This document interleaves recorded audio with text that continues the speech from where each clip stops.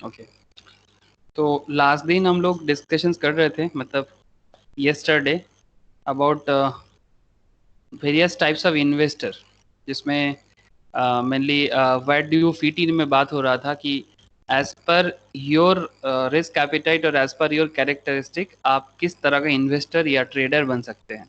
मतलब types of trader भी होता है, टाइप्स ऑफ इन्वेस्टर्स भी होते हैं, जिसमें लास्ट क्लास हम लोग मैक्सिमम फोकस किए थे growth investors and value investment पे।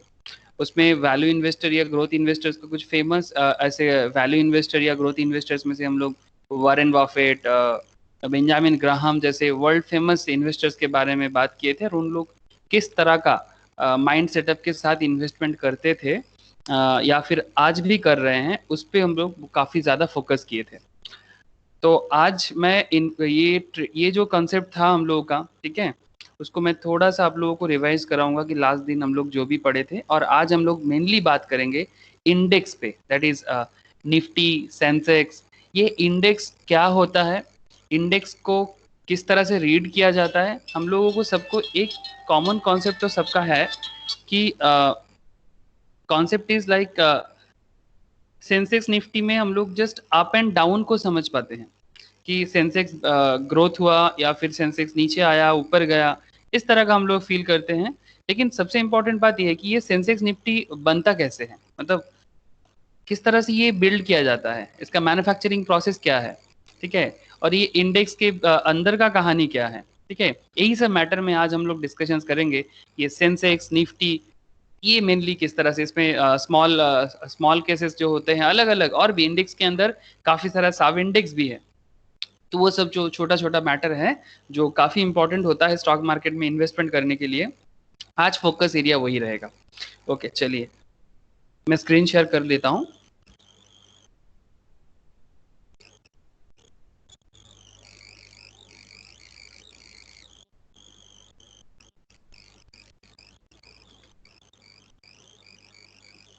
आई थिंक स्क्रीन शेयर हुआ है ना। हाँ सर। ओके ठीक। हाँ हाँ सर। ओके प्रिया, ठीक है। ओके, तो एक बार अगर मैं लास्ट चैप्टर को रिविजन करता हूँ कि लास्ट चैप्टर में हम लोग क्या क्या सीखे थे, ठीक है। लास्ट जो चैप्टर हम लोगों ने पढ़े थे उसपे हम लोगों ने डिस्कशंस मेनली क्या क्या मैटर पे किए थे, उस पर अगर मैं एक बार बात कर लूँ, दैट इज हम लोगों ने ये बात की थी कि stock market is a place where a trader और investor can transact, that is buy sell of shares, ठीक है। मतलब हम लोगों का जो लास्ट चैप्टर था दैट इज वो एकदम स्टॉक मार्केट का बेसिक था। स्टॉक मार्केट है क्या, किस तरह से स्टॉक मार्केट बनता है, और बेसिकली ये मार्केट फंक्शन कैसे करते हैं। और बात किए थे हम लोग stock market is a place where the buyer and seller meet electronically, ठीक है, फिजिकली मीट नहीं करते हम लोग, इलेक्ट्रॉनिकली मीट करते हैं। Different opinions, different opinions makes a market, अलग अलग ओपिनियन होता है तभी मार्केट बनता है। मतलब कोई बाई करना चाहेगा, someone wants to buy and someone wants to sell, तो ये अलग ओपिनियन हुआ ना, डिफरेंट मेंटेलिटी ही मार्केट को फॉर्म करते हैं। Stock exchange electronically facilitated and meeting of buyers and sellers, obviously BSE and NSE, जिसके मेन ब्रोकर के थ्रू से जाते हैं वो लोग, इसके थ्रू से हम लोग मार्केट में पहुंच पाते हैं। मतलब मेनली मार्केट को जो रेगुलर हम लोग देखते हैं वो इन्हीं के कारण देख पाते हैं, और उसको हेल्प करते हैं ब्रोकर, ब्रोकर मीडिएटर की तरह। जो ब्रोकिंग कंपनी है, कोई मतलब रोड साइड ब्रोकर नहीं है ये लोग, ऑब्वियसली एकदम financially fully knowledgeable, even technologically also very knowledgeable, यही लोग मेनली इसको चलाते हैं। एक सेकेंड, कोई ज्वाइन किया है।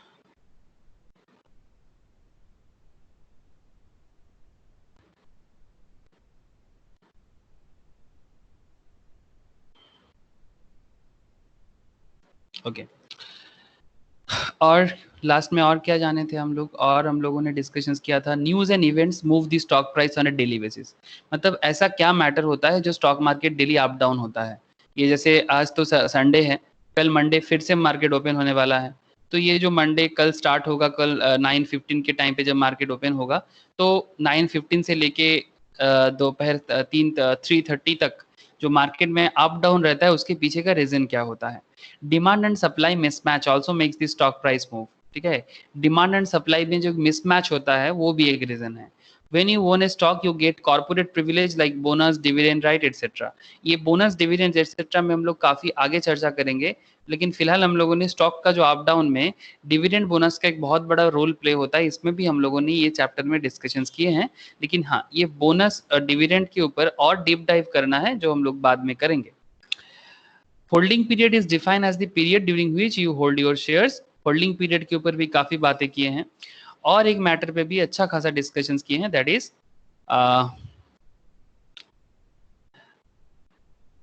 रिटर्न कैसे कैलकुलेट किया जाता है, जिसमें हम लोगों ने absolute return when the holding period is 1 year और लेस, और CAGR compounded annual growth rate, ये बहुत ही इंपॉर्टेंट एक कैलकुलेशन का क्राइटेरिया है। मतलब किस तरह से हम लोग ये फाइंड आउट कर सकते हैं कि हमारा रिटर्न सच में एकदम टाइम टू टाइम रिटर्न हम लोगों का कैलकुलेशन एकदम प्रॉपर है।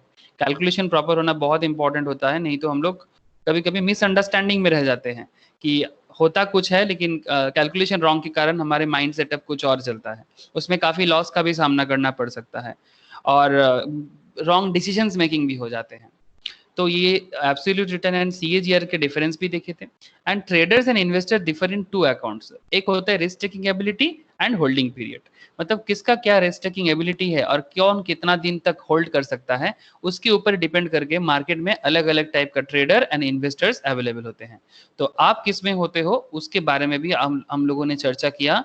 आप ट्रेडर बनना चाहोगे डिफरेंट टाइप्स ऑफ, और इन्वेस्टर बनना चाहोगे, it's fully depend on you. Question mark है, बट आप तय करो कि आपको किधर जाना है। ठीक है, तो ये सारा का सारा मैटर हम लोगों ने डिस्कस कर लिए थे लास्ट चैप्टर में। अगर किसी का भी मिस्ड है तो प्लीज एक बार वीडियो देख लो, ठीक है, जो ऑलरेडी मेरा पोस्ट किया हुआ है यूट्यूब में। आज मैं डिस्कस करूंगा मेनली इंडेक्स पे। चलिए इंडेक्स पे बात करते हैं, उसके बाद आगे आगे इंटरेक्शंस भी होंगे कि क्या है इंडेक्स। थोड़ा स्टार्ट करते हैं। स्टॉक मार्केट इंडेक्स, सबसे पहले तो इसका ओवरव्यू एक बार देख लेना चाहिए। स्टॉक मार्केट इंडेक्स, ये जो स्टॉक मार्केट का इंडेक्स है, इंडेक्स का नाम सुनते ही सबसे पहले दिमाग में, तो सबके दिमाग में एक चीज तो ऑब्वियसली हिट करता है कि इंडेक्स का नाम जब भी आएगा, जो लोग ऑलरेडी मार्केट के साथ काफी कनेक्टेड हैं, ठीक है, और जो लोग एकदम नहीं है, वो लोग कहीं किताब में पढ़े हैं या न्यूज में सुने हैं। जैसे मैं जब स्टार्टिंग में एकदम, जब मैं 9th-10th में पढ़ते थे, उस टाइम से मुझे न्यूज में ये सुनाई देता था कि ये बाजार सेंसेक्स, ठीक है, इस तरह से बाजार गिरा है उठा, इस तरह से बात करता था न्यूज में। तो सेंसेक्स, निफ्टी, ये जो दोनों है, ये इंडेक्स के नाम से सबसे पहले सबके दिमाग में आता है। ठीक है, तो यही क्या है ये सेंसेक्स एंड क्या है ये निफ्टी और कैसे बनता है, चलिए देखते हैं। लेकिन उससे पहले थोड़ा बैकग्राउंड भी देख लेते हैं, क्या है ये इंडेक्स, क्या है, और ये इंडेक्स कंस्ट्रक्शन मेथोडोलॉजी भी क्या होता है। If I were to ask you to give me a real time summary, story एक बार थोड़ा एक बार कम्युनिकेट कर लीजिए कि क्या स्टोरी है, कहानी है, हर चीज के पीछे कहानी होता है, ये इंडेक्स के पीछे भी कहानी है। If I are to ask you to give me real time summary on the traffic situation, ठीक है, जैसे वो रेडियो मिर्ची या रेड एफएम में डेली का ट्रैफिक अपडेट देते हैं। अगर आप लोग एफएम फॉलो अभी करते हैं, पहले तो काफी ज्यादा एफएम का फॉलो होता था, इवन आज भी फॉलो होता है। तो ये रेड एफएम हो या रेडियो मिर्ची हो, जो भी आप फॉलो करते हैं, वो ट्रैफिक अपडेट देते हैं। ठीक है, traffic update of the day, इस तरह से वो लोग डेली लाल बाजार के साथ कम्युनिकेट करके पूरा कोलकाता का ट्रैफिक अपडेट देते हैं। How would you possibly do it, कैसे है ये कोई भी ऑर्गेनाइजेशन ट्रैफिक अपडेट देता है। Your city may have 1000 of roads and junctions. It is unlikely you would check each and every road in the city to find the answer. ये तो possible नहीं है ना कि हम हर एक रोड में जाए और उसको चेक करें और फिर जाके बोले कि नहीं रोड खाली है, नहीं रोड बहुत कंजेस्टेड है, आज रोड में बहुत ज्यादा ट्रैफिक जैम है। ऐसा तो नहीं पॉसिबल है ना।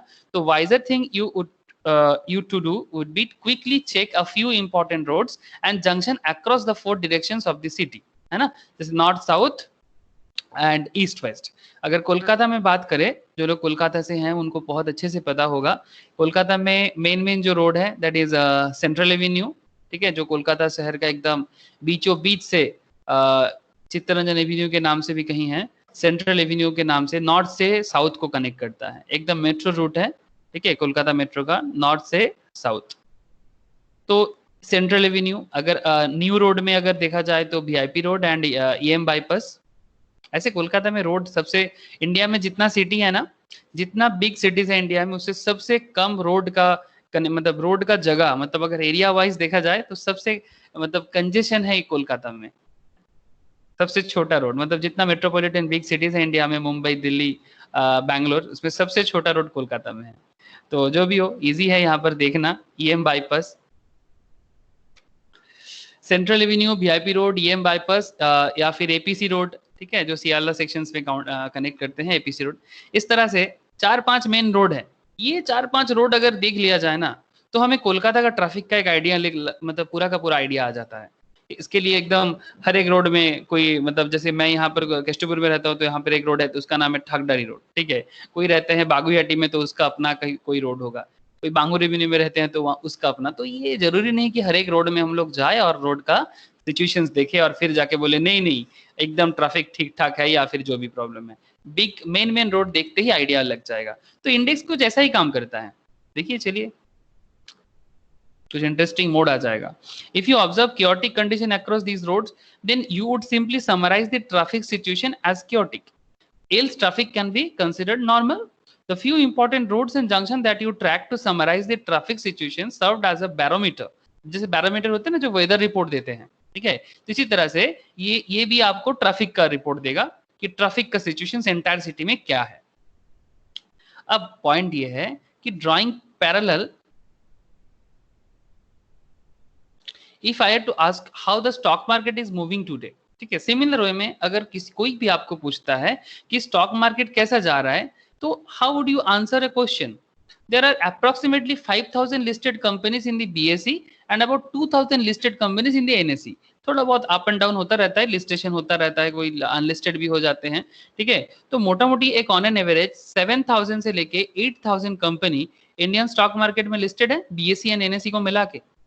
तो अगर आपको ट्रैक करना है तो सारा का सारा को ट्रैक करना पड़ेगा, अगर आपको स्टॉक मार्केट का सिचुएशन ट्रैक करना है तो but it would be clumsy to check each and every company, figure out if they are up or down for the day and then give a detailed answer. Possible नहीं है 7 से 8,000 company को details में check करके फिर जाके answer देना, ये पॉसिबल नहीं है। इसीलिए एक इजी तरीका है। तरीका क्या है? Instead you just check few important companies across की इंडस्ट्रियल सेक्टर्स, क्योंकि अलग अलग सेक्टर वाइज मार्केट चलता है, तो अलग अलग सेक्टर वाइज हम लोग इसको चेक कर सकते हैं। If majority of this companies are moving up, you would say markets are up. जैसे इंडस्ट्रियल सेक्टर लाइक अलग अलग इंडस्ट्री ले लेते हैं ना, आईटी अलग से है, ऑटोमोबाइल अलग से है, ठीक है, रियल एस्टेट है, रियल एस्टेट है। तो अपने अपने हिसाब से जितना सारा सेक्टर्स है, एक पूरा का पूरा सेक्टर्स है, एक आप लोग फाइंड आउट करेंगे तो आपको भी एकदम मिल जाएगा कि कितना सारा सेक्टर्स है स्टॉक मार्केट में जो ऑलरेडी बिजनेस लिस्टेड है। तो अलग अलग इंडस्ट्रियल सेक्टर्स में जो मेन कंपनी है, जो बिग इंडस्ट्रियल कंपनी है, आप बता सकते हो, जो मेन ऑर्गेनाइजेशन है, अगर उसका डेटा आप फाइंड आउट कर लेना तो आपको एक आइडिया मिल जाएगा कि बाकी कंपनी का सिचुएशन क्या हो सकता है। At least on an average idea तो आपको मिल ही जाएगा। If the majority is down, you would say markets are down, and if there is a mix trend, अगर थोड़ा कुछ अप है कुछ डाउन है, यू मे से मार्केट्स आर साइडवेज, ठीक है। जब मिक्स्ड अप होता है ना, एवरेज जिसको बोल सकते हैं, मतलब मानिए कि 7,000 कंपनी में से कुछ 3,500 कंपनी आप में है, मार्केट में बुलिश फॉर्मेशन में है, कुछ 3,500 के 3,500 के आसपास का कंपनी बियरिश मूवमेंट में है, तो आप बोल सकते हैं कि मार्केट साइडवेज में है, ठीक है। So essentially identify a few companies to represent the broader markets. So every time someone asks you how the markets are doing, you would just check the general trend of these selected stocks and then give an answer. These companies that you have identified collectively make up the stock market index. ये जो भी stock हम लोगों ने देखा, trend देखा, उसके बाद हम जो भी बता रहे हैं वो बेसिकली और कुछ नहीं, वो स्टॉक मार्केट इंडेक्स है। मतलब ये जितना सारा कंपनी है उनमें से कुछ big companies, majority of this companies, जो मैक्सिमम अगर मूव हो रहा है तो मार्केट अप है, अगर मैक्सिमम डाउन है तो मार्केट डाउन है। उसके बाद जो एसेंशियल कुछ बिग कंपनीज को देख के अगर हम एक बता सकते हैं, तो अल्टीमेटली हमको क्या देखना है? स्टॉक मार्केट इंडेक्स देखना है। स्टॉक मार्केट इंडेक्स और कुछ नहीं, एक मार्केट देखने का एक मिरर है, जिसमें मेन परफॉर्मर जो है, जो बिग परफॉर्मर है, जो मेजर परफॉर्मर है, उनका एक इंडेक्स बनाया जाता है। क्या ये जो कहानी है, ये कहानी जो हम लोगों ने अभी डिस्कशंस की है, with comparison with the traffic update. जैसे ट्रैफिक अपडेट होते हैं उसी तरह से स्टॉक अपडेट, ट्रैफिक अपडेट के साथ कंपेयर करके स्टॉक अपडेट का जो ये कंपैरिजन था कि ये सबको समझ में आया? मैं बस थोड़ा पूछूंगा। हाँ सर। ओके, मतलब traffic update and stock update दोनों एक साथ हुआ, तो ये दोनों कुछ एक ही तरह से काम करता है। मतलब एक्चुअली में इस तरह का एग्जांपल लेने का यही मतलब है कि स्टॉक मार्केट और स्टॉक मार्केट के बारे में ना एक हाइप क्रिएट किया गया है कि भाई ये तो कुछ समथिंग स्पेशल है, इसको अंडरस्टैंड करना उतना भी इजी नहीं है, ठीक है। बस ये यही है कि एक जुआ का जगह है, अगर इफ यू हैव मनी तो पैसा लगा दो, ठीक है, बढ़ जाएगा कम हो जाएगा, नहीं नहीं, इसमें समझने के लिए काफी सारा मैटर है। एक जो एक मतलब एक सबके मन में एक है ना कि सो कॉल्ड कुछ मैटर, अरे भाई स्टॉक मार्केट है, स्टॉक मार्केट है, ऐसा भी बात नहीं है। सिंपल सिंपल चीज से ही स्टॉक मार्केट भी बना है, ठीक है। जैसे नॉर्मल लोकल मार्केट बनता है उसी तरह से स्टॉक मार्केट को भी बना जाता है। इसमें कोई बहुत बड़ा रॉकेट साइंस तो है नहीं, बट हाँ ऑब्वियसली ऑर्गेनाइज्ड है काफी, ठीक है, ऑर्गेनाइज्ड है। वही जो ऑर्गेनाइज्ड पैटर्न है ना, वो ऑर्गेनाइज्ड पैटर्न में ऑब्वियसली कोई भी चीज जब ऑर्गेनाइज्ड होता है ना तो थोड़ा कॉम्प्लेक्सिटीज उसमें आ ही जाता है, ठीक है। थोड़ा ऑर्गेनाइज कोई भी चीज को आप ऑर्गेनाइज करो तो उसमें कॉम्प्लेक्स तो एक कॉम्प्लेक्सिटी तो एक आएगा ही। बिना कॉम्प्लेक्सिटी के साथ एक प्रॉपर ऑर्गेनाइजेशन फॉर्म होना मुश्किल होता है। ओके, तो इसके पीछे का कहानी तो समझ में आया। अब ये तो बताना चाहिए ना सर, अभी इंडेक्स में बात करते हैं। ओके चलिए इंडेक्स देखते हैं। Luckily you need not actually track these selected companies individually to get a sense of how the markets are doing। मतलब बेसिकली मैं आपको एक छोटा सा दिखाता हूँ कि एक इंडेक्स का बात चल रहा था, एक इंडेक्स रिसेंट इंडेक्स एक दिखाया जाता है आपको। चलिए आप लोग भी देख सकते हैं, एनएससी के साइट में जाए, बीएससी के साइट में जाए तो आपको वहां से दिख जाएगा। तो यहाँ पर आप लोग को स्क्रीन दिख रहा है ना? हेलो, हाँ सर। ओके ठीक है। हाँ सर। हाँ सर। ओके देखिए यहाँ पर जो स्क्रीन आपके सामने है दैट इज ये निफ्टी 50 है, ठीक है। मतलब एनएससी जो है ना, नेशनल स्टॉक एक्सचेंज, वो निफ्टी इंडेक्स को फॉर्म करता है, ठीक है। मतलब वो नाम दिया है निफ्टी, ठीक है। क्यों नाम निफ्टी है इसका हिस्ट्री अलग है, ठीक है। और बीएसई जो है ये फॉर्म करता है एसएनपी, मतलब इस कंपनी का पूरा नाम है एसएनपी बीएसई, ठीक है। मतलब पूरा कंपनी का नाम है, मतलब इंडेक्स का नाम है एसएनपी बीएसई सेंसेक्स। जैसे निफ्टी एनएससी का है और इसका सेंसेक्स है। तो अभी सेंसेक्स में बात नहीं कर रहे हैं, एक आइडिया मिलने से ये अभी काफी है। तो अभी थोड़ा बात कर रहे हैं हम लोगों ने एनएससी के ऊपर, जो एनएससी 50 है। देखिए आपके सामने मैंने एक डेटा ऑर्गेनाइज करके रखा, ये आपको भी साइट में जाने से मिल जाएगा। ये निफ्टी 50 का डेटा है जिसमें आप देख सकते हैं इन्फोसिस, बीपीसीएल, टीसीएस, मतलब ये आज के डेट में मेजर कंपनीज है जो निफ्टी 50 को बनाया, ठीक है। इसमें अगर आप जाएंगे ना तो इसमें आपको निफ्टी 50 जैसे है उस तरह से निफ्टी नेक्स्ट 50 क्या हो सकता है उसका भी एक आइडिया मिलेगा आपको। मिड कैप कंपनीज का 50 क्या है, Nifty mid cap 150, Nifty small cap 250, Nifty mid cap 400, ठीक है। अलग से अगर आप देखें तो अलग अलग सेक्टर वाइज भी, जैसे कि निफ्टी ऑटो, एक second, Nifty auto, Nifty media, Nifty pharma, Nifty PSU banks, Nifty reality sectors, इस तरह से अलग अलग सेक्टर वाइज भी आप निफ्टी को देख सकते हैं। तो जितना सारा आप सेग्रीगेट कर सकते हैं, अलग अलग सेग्रीगेशन में जाके भी आप कर सकते हैं। लेकिन मेरा कहने का एक सिंपल मतलब यहाँ पर यही है कि ये जो 50 कंपनी, ठीक है, यहाँ पर स्क्रॉल डाउन करेंगे तो और भी कंपनीज यहाँ पर आएगा। ये देखिए यहाँ पर इस तरह से 50 कंपनीज है जिसका डेटा यहाँ पर पुट है। अब क्वेश्चन क्या है कि कौन सा 50 कंपनी ये निफ्टी में जगह लेता है, विच 50, और क्यों उसको जगह मिलता है, उसका रीजन ही आज क्लास में डिस्कशन करेंगे।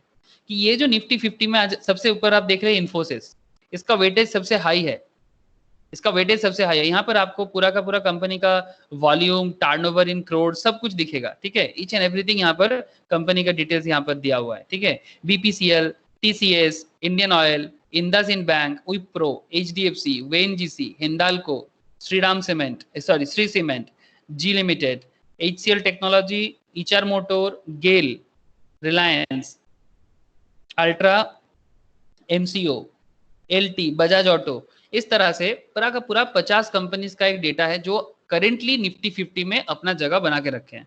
जरूरी नहीं कि जो निफ्टी 50 में एक बार अपना जगह बना ले वो हमेशा रहता है, नहीं नहीं, चेंजेस होता है, टाइम टू टाइम चेंजेस होता है, डिपेंड करता है बिजनेस के ऊपर, मार्केट कैपिटलाइजेशन के ऊपर, वही सब चीजें देखते हैं। ठीक है, तो ये मैंने आपको बस एक जस्ट आइडिया देने का कोशिश किया कि क्या कैसे होता है निफ्टी 50 देखने। ठीक है, और ये निफ्टी 50 बेस्ट कंपनीज है जिसको देख के, टॉप कंपनीज है, ठीक है, टॉप कंपनीज इन NSE, जिसको देख के आप निफ्टी का सिचुएशंस पता कर सकते हो। ठीक है, निफ्टी का क्या, जैसे निफ्टी का अगर ये एकदम लेटेस्ट है, जैसे कि लास्ट फ्राइडे का, हाँ फ्राइडे जून 26 का डेटा है, क्योंकि जून 26 फ्राइडे मार्केट ओपन था, तो उस दिन का लास्ट अगर डेटा अगर देखा जाए तो निफ्टी 50 का हालत क्या है, ओपन हुआ था 10,378 में, 10,409 हाईएस्ट गया था और लो हुआ था 10,311, लास्ट हाईएस्ट है 10,383, 10,383। ये जो 10,383, ठीक है, ये जो इंडेक्स दिखा रहा है निफ्टी का, क्या ये प्राइस है? इसमें हम परचेस करते नहीं, this is not exactly price, ये इंडेक्स प्राइस है, दिस इज इंडेक्स प्राइस। अब ये इंडेक्स प्राइस है क्या, बनता कैसे है और क्यों, और ये निफ्टी का ये डिटेल्स बना है ना, ये बाकी सारा 50 कंपनी को मिला के। तो अगर 50 कंपनी का डेटा एक साथ आपको आपके सामने मिरर वाइज नहीं दिखाया जा रहा है, तो आप डायरेक्ट निफ्टी देख के समझ सकते हो कि मार्केट का सिचुएशन क्या है। लेकिन अगर आपको निफ्टी में डीप डाइव करना है, अगर आपको समझना है कि ये 10,383 अगर कल मार्केट जब ओपन होगा, तो अगर ये 10,383 से आगे भी जा सकता है, नीचे भी जा सकता है, जरूरी नहीं कि 10,383 में रहेगा, या अप भी होगा डाउन भी होगा, मतलब बियरिश भी होता है बुलिश भी होता है। अब सवाल ये है कि ये मिरर, ये एक तरह का मार्केट का मिरर है, इसी के थ्रू से हम लोग ये आइडेंटिफाई कर सकते हैं कि बाकी कंपनी जो है इसका परफॉर्मेंस, अगर मैक्सिमम अप तो निफ्टी अप, अगर maximum down on an average, हाँ on an average, on an average अगर मैक्सिमम कंपनी, मतलब जितना 50 कंपनीज का अगर बात कर रहे थे, निफ्टी 50 में मैक्सिमम अगर अप है, अगर मैक्सिमम कंपनी अप है, तो निफ्टी अप होने का चांसेस है, मतलब ये ग्रीन में दिखेगा आपको। अगर मैक्सिमम मतलब अगर मानिए कि 50 में से 25, ठीक है, 50 में से 30 कंपनीज ऑफ है, तो निफ्टी ग्रीन होने का चांसेस है। अगर 20 कंपनीज डाउन में है तो फिर हो सकता है, या फिर ऐसा हो सकता है कि 30 डाउन में है तो डाउन ट्रेंड में जा सकता है, तो डिपेंड करता है। तो बेसिकली ऑन एन एवरेज अगर मैक्सिमम हाई में है तो निफ्टी भी हाई में जाएगा, मतलब मैक्सिमम कंपनीज का बिजनेस अगर अच्छा जा रहा है, और अगर on an average maximum down trend में है तो निफ्टी भी डाउन ट्रेंड में जाएगा, अदरवाइज निफ्टी अप ट्रेंड में जाएगा। तो यही सारा का सारा खेल हमें अभी देखना है, और किस तरह से हम अलग अलग कंपनी को ट्रैक भी कर सकते हैं, उसका भी मैं आपको एक एरिया बताया कि आप कोई भी कंपनी का जो डिटेल्स है, जैसे सेंसेक्स का टॉप 30 कंपनीज चुना जाता है, निफ्टी का 50 चुना जाता है, ये कंपनी टू कंपनी वेरी करता है। ओके चलिए आगे, और भी काफी, हाँ बोलो सर। मान लीजिए जो आज इन्फोसिस का जो पहला ऊपर है ना, निफ्टी 50 के ऊपर एकदम दिखा रहा है, हाँ तो क्या हो सकता है कि कल ही जब मार्केट खुले तो उसने बैड परफॉर्मेंस किया और उसको निफ्टी 50 से निकाल दिया? नहीं नहीं ऐसा नहीं एक दिन में नहीं, हो सकता है? ऐसा नहीं होता है, ऐसा नहीं होता है, ऐसा नहीं होता है। ठीक है, उसका रीजन आपको अभी समझ में आएगा कि किस तरह से, मतलब एकदम अचानक से कुछ नहीं होता। ठीक है, ये आज अच्छा हुआ कल खराब हो गया तो निफ्टी 50 से आउट हो जाएगा, नहीं नहीं, इतना इम्पेशेंट कोई भी चीज नहीं होता है।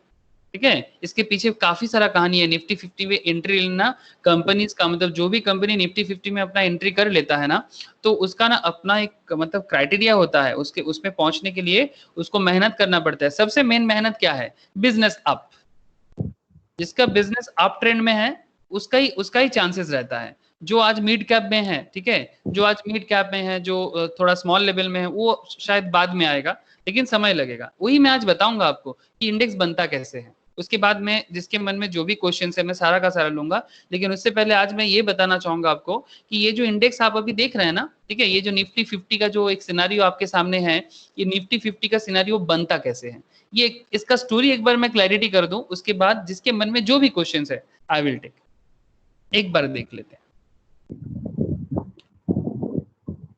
ओके, म्यूट कर लीजिए थोड़ा सा, मैं जिसके मन में जो भी क्वेश्चन है मैं लूंगा।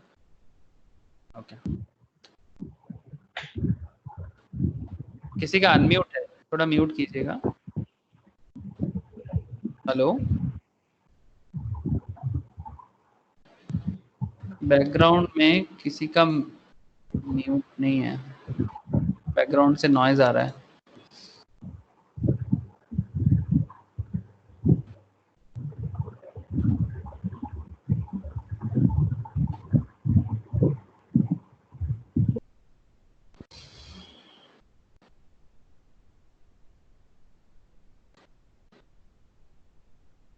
ओके, एक बार देख लेते हैं इंडेक्स में क्या क्या मैटर हो सकता है, फिर मैं क्वेश्चंस पे आता हूँ। There are two main market indices in India, S and P BSE. S and P एक बहुत ही फेमस कंपनी है जो नॉट ओनली इंडिया में बीएसई को ही नहीं, न्यूयॉर्क स्टॉक एक्सचेंज में जो इंडेक्स बनता है ना वो भी बनाते हैं। S&P world class index construction finance company है, ठीक है, एक इंटरनेशनल कंपनी है ये, इसके ऊपर आप आगे पढ़ भी सकते हो। एसएनपी बहुत ही फेमस कंपनी है, इवन मतलब रैंकिंग एजेंसी है बेसिकली। बेसिकली ये रेटिंग देता है, रेटिंग एजेंसी है, इंटरनेशनल है, इंटरनेशनल रेटिंग कंपनीज में से है। तो ये बीएससी का जो इसको बनाते हैं स्टैटिस्टिक्स वाइज, बीएससी को भी मैन्युफैक्चर करते हैं बेसिकली, इसीलिए इसके नाम के आगे एसएनपी लिखा रहता है। इसका फुल फॉर्म है कंपनी का standard and poor, Standard and Poor. The S&P BSE Sensex representing the Bombay Stock Exchange and CNX Nifty representing the National Stock Exchange, ये निफ्टी का फुल फॉर्म है, ठीक है। ये इंडियन कंपनी मैन्युफैक्चर करते हैं, ठीक है, इसका कहानी बाद में यूज करते हैं।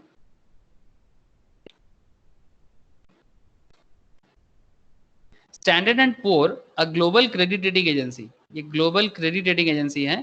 S&P has the technical expertise, इसके पास वो टेक्निकल एक्सपर्टाइजेशन है, ठीक है, to constructing the index which they have been licensed to the BSE. Hence, the index also carries the S&P tag. CNX Nifty consists of the largest and the most frequently traded stocks within the National Stock Exchange. It is maintained by India Index Service Products Limited, IISL. India Index Service Products Limited, which is a joint venture of National Stock Exchange and CRISIL. ये भी एक rating agency है, ठीक है, ये भी एक rating agency है, क्रिसिल, केयर, फिच, ठीक है। इनकी रेटिंग के ऊपर डिपेंड करता है कंपनी का रेटिंग, ठीक है, कि रेटिंग एजेंसी में ये रेटिंग देने का एक सिचुएशन है, क्या रेटिंग चल रहा है, ए रेटिंग है या बीबीबी रेटिंग है या बीबीए रेटिंग है।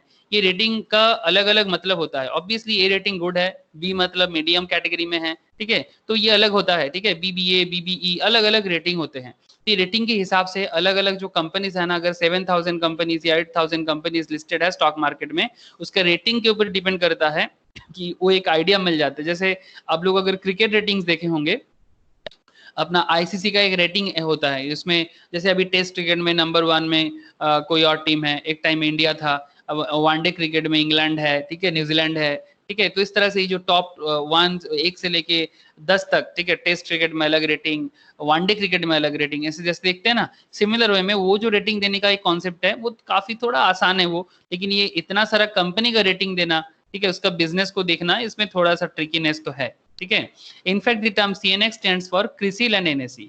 CNX का मतलब C for CRISIL and NX जो लिया गया है वो नेशनल के स्टॉक एक्सचेंज से दिया गया, और X फॉर एक्सचेंज, ठीक है, इसीलिए नाम दिया गया CNX Nifty.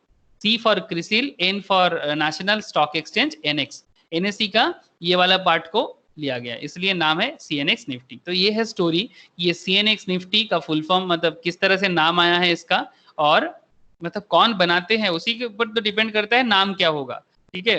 Who are the producer, who are the manufacturer, who are the creator, ठीक है, जो क्रिएट करता है उसी के नाम पे नाम होता है। और एसएनपी के नाम के, बीएसई के नाम के आगे एसएनपी क्यों है, इसका भी रीजन आपको पता चला। इस तरह का और भी एक कंपनी है मूडीज, ठीक है, मूडीज भी है जो वर्ल्ड क्लास है, ऐसे एसएनपी है वैसे मूडी भी है। तो ये लोग रेटिंग देते हैं, मूडीज तो कंट्री का रेटिंग भी देने में काफी माहिर है, और मतलब इकोनॉमी का रेटिंग देते हैं कि कौन सा कंट्री का इकोनॉमी कैसा है, किस हालत में चल रहा है। आपको मैं इंडिया का भी रेटिंग सिस्टम दिखाऊंगा कि इंडिया का करंट रेटिंग क्या है, ठीक है, उसमें आपको स्टॉक मार्केट का भी रेटिंग का एक आइडिया जरूर मिलेगा, ठीक है, क्योंकि जैसा मार्केट वैसा कंट्री और जैसा कंट्री वैसा मार्केट, है ना। Okay, CNX Nifty consist of the largest, अच्छा ये तो समझ में आ गया। अच्छा, an ideal index gives us minute by minute, एक अच्छा इंडेक्स जो होता है ना वो मिनट बाय मिनट रीडिंग देता है about how the market participant perceive the future. The moment the index reflect the changing expectation of the market participants, when the index goes up, it is because the market participants think the future will be better. The index drops if the market participant perceive the future pessimistically. दो तरह का होता है ना, एक optimistic way, one is optimistic way, another is pessimistic way. Optimistic way में आप basically bullish सोच रहे हो, अगर आपका कॉन्सेप्ट बुलिश है तो मार्केट बुलिश ट्रेंड में जाएगा मैक्सिमम। अगर maximum participants in the market bullish concept के साथ मार्केट में आता है तो मार्केट एक ऑप्टिमिस्टिक वे से बुलिश ट्रेंड लेगा, मतलब अप ट्रेंड लेगा। और अगर मैक्सिमम कंपनी, जैसे यहाँ पर ये जो एक स्टॉक हमारे पास यहाँ पर था बहुत सारा निफ्टी 50 के अंदर, यहाँ पर आप देख सकते हैं कि ये जो मार्केट में, देखिए यहाँ पर गौर से देखिए, ये ऑप्टिमिस्टिक और पेसिमिस्टिक वे में कि लास्ट दिन मार्केट में ट्रेंड जो है वो पॉजिटिव दिख रहा है। मतलब फ्राइडे जो मार्केट क्लोज हुआ था उसमें जो ट्रेंड है, ये परसेंटेज का जो चेंजेस है ये 94.10 पॉइंट में चेंज हुआ, ठीक है। परसेंटेज वाइज देखा जाए तो 0.91% चेंज हुआ। वॉल्यूम वाइज, टर्नओवर वाइज, ठीक है, वो बाद में देखते हैं। लेकिन ये जो चेंज है ये ग्रीन में दिख रहा है ना, this is in green, that means ये बुलिश है। ग्रीन मतलब ग्रीन लाइन बुलिश को बताते हैं, और ये बुलिश का मतलब यही है कि मैक्सिमम पार्टिसिपेंट्स ऑप्टिमिस्टिक है, पॉजिटिव सोचा था मार्केट के बारे में, तभी जाके निफ्टी पॉजिटिव है। लेकिन ऐसा नहीं कि सारा का सारा निफ्टी 50 पॉजिटिव है। आप देखिए यहाँ पर, मैं आपको दिखाता हूं, देखिए यहाँ पर, देखिए रेड भी दिख रहा होगा आपको, क्या आप लोगों को रेड दिख रहा है? हाँ सर। हाँ, देखिए रेड जोन में भी काफी सारा कंपनीज है, ये देखिए, और भी है नीचे, ठीक है। बेसिकली कहना क्या चाहता हूं कि जरूरी नहीं कि सारा का सारा कंपनी ग्रीन हो तो तभी ग्रीन हो, नहीं, ऑन एन एवरेज अगर मैक्सिमम ग्रीन हो, ठीक है, तो जाके मार्केट ग्रीन होता है, लेकिन रेड भी हो सकता है। तो यहाँ पर लास्ट दिन मतलब फ्राइडे वाला मार्केट जो था, फ्राइडे मार्केट में जो सेंटीमेंट काम किया था मार्केट के बुलिश होने के कारण, सेंटीमेंट में बियरिश थोड़ा नीचे की तरफ था, मतलब बियरिश परसेंटेज कम था, low percentage of bearish but high percentage of greenish. मतलब ज्यादा लोग ऑप्टिमिस्टिक थे कंपेयर टू पेसिमिस्टिक परसेंटेज से। ज्यादा लोग नेगेटिव नहीं सोचा था उस दिन मार्केट में, मैक्सिमम कंपनी के बारे में गुड पॉइंट ऑफ व्यू रखा था, और मैक्सिमम कंपनीज बाई कॉल के ऊपर गया था। मैक्सिमम निफ्टी 50 में जितना कंपनीज है, मैक्सिमम लोगों ने निफ्टी 50 में बाई कॉल दिया था, निफ्टी 50 में मैक्सिमम कंपनीज पे, तब जाके मार्केट अप ट्रेंड दिया। अगर मैक्सिमम जिस दिन मार्केट डाउन होता है ना, उस दिन मतलब सेंटीमेंट जो है ना, वो सेंटीमेंट नेगेटिव काम कर रहा है, सेंटीमेंट नेगेटिव है, और सेंटीमेंट नेगेटिव होता है तो ऑब्वियसली मार्केट बियरिश मोड ले लेता है, मार्केट जो है वो बियरिश कॉन्सेप्ट में आ जाता है। तो यही रीजन है मार्केट का जो ग्रीन होना और ब्लू रेड होना, बेरिश होना एंड बुलिश होने के पीछे। হ্যালো। हाँ हेलो। বলছি আরেকটা ট্রেন্ড তো থাকে না এর মধ্যে, নিফটি 50 এর যে ওয়েবসাইটটা খুলেছো এর মধ্যে তো তোমার ওয়েটেজ হিসেবে একটা ক্যালকুলেশন থাকে, প্লাস হচ্ছে তোমার অবভিয়াসলি আমি বুঝতে পেরেছি, হ্যাঁ আমি বুঝতে পেরেছি তুই কি বলছিস कि वेटेज के हिसाब से कैसे होता है, उसको मैं अभी तक सिखाया नहीं इसलिए मैंने बोला नहीं। एक वेटेज का रीजन भी होता है कि अगर मैक्सिमम वेटेज जिसका है उसके ऊपर भी ग्रीन एंड रेड होता है, ठीक है। वो वेटेज क्या है पहले मैं बता दूं, उसके बाद मैं वेटेज में बात करता हूँ, ठीक है सुमित। वेटेज की आज मैं वेटेज सिखाने वाला हूँ, वेट। ओके, एक्चुअली मैं अभी वेटेज में बात ही नहीं किया। Okay, you are right, absolutely right. Okay, उससे पहले एक बार मैं और भी कुछ बातें उसको एक बार बता दूं। ओके, तो एक आइडियल इंडेक्स क्या हेल्प कर सकता है हम लोगों को, इसका एक आइडिया तो हमें मिल रहा है। अब practical uses of the index, इसी में बात करूंगा ना। Some of the practical uses of the index are discussed. Information: the index reflects the general market trend for a period of time. The index is broad representation of the country's state of economy. यही index ही बताता है कि country का economy का situation क्या है। Stock market index that is up indicates people are optimistic about the future. Likewise, when the stock market index down, it indicates that people are pessimistic about the future. मतलब अगर country का लोग जैसा प्रजा वैसा country. तो अगर ज्यादा नेगेटिव सोच लेंगे तो फिर मार्केट तो डाउन ट्रेंड में जाएगा ना। डिपेंड करता है कि ये मार्केट डाउन जाएगा या अप जाएगा, डिपेंड करता है कि country, people of this of that country या फिर ऑर्गेनाइजेशंस या फिर इंस्टीट्यूशंस ऑफ दैट कंट्री कैसा सोच रहा है। फॉर एग्जांपल यहाँ पर एक एग्जांपल है, देखिए the Nifty value of 1st January 2014 was 6301 and the value as of 24th June 2014 was 7580. So the represent change is 1279 points in the index of 20.3% increase. This simply means that during the time period under consideration, the markets have gone up quite significantly, indicating a strong optimistic economic future. जब maximum लोगों ने optimistic सोचा तो real में ऐसा ही हुआ कि 63001 में कुछ ही महीने में, जनवरी से जून मतलब 6 मंथ्स में, विद इन 6 मंथ्स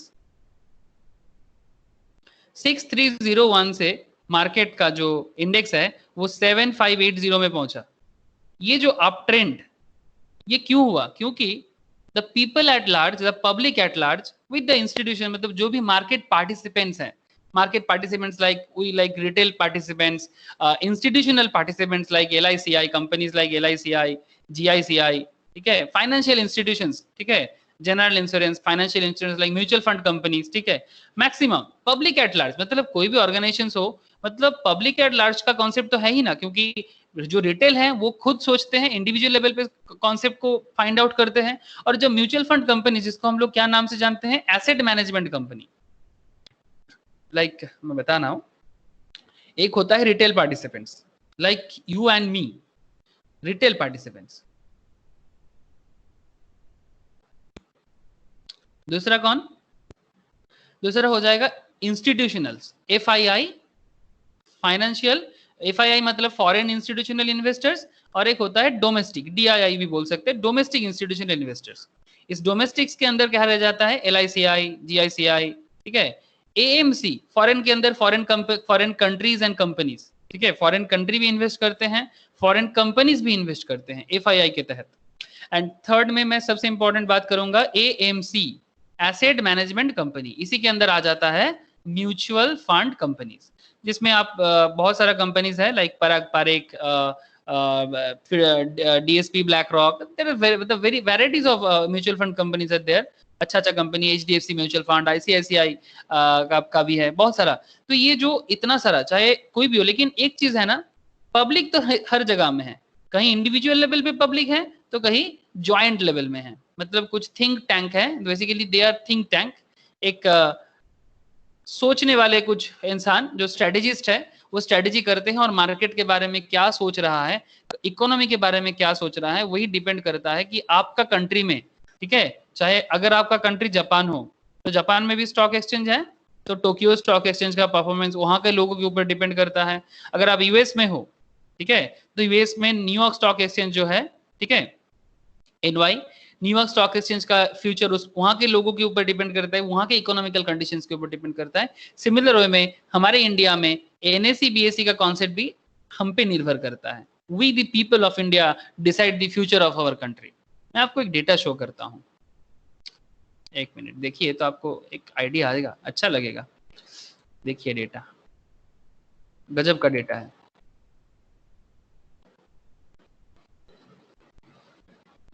यहाँ पर आप अपडेट रह सकते हैं, आपको काफी आइडिया मिल जाएगा।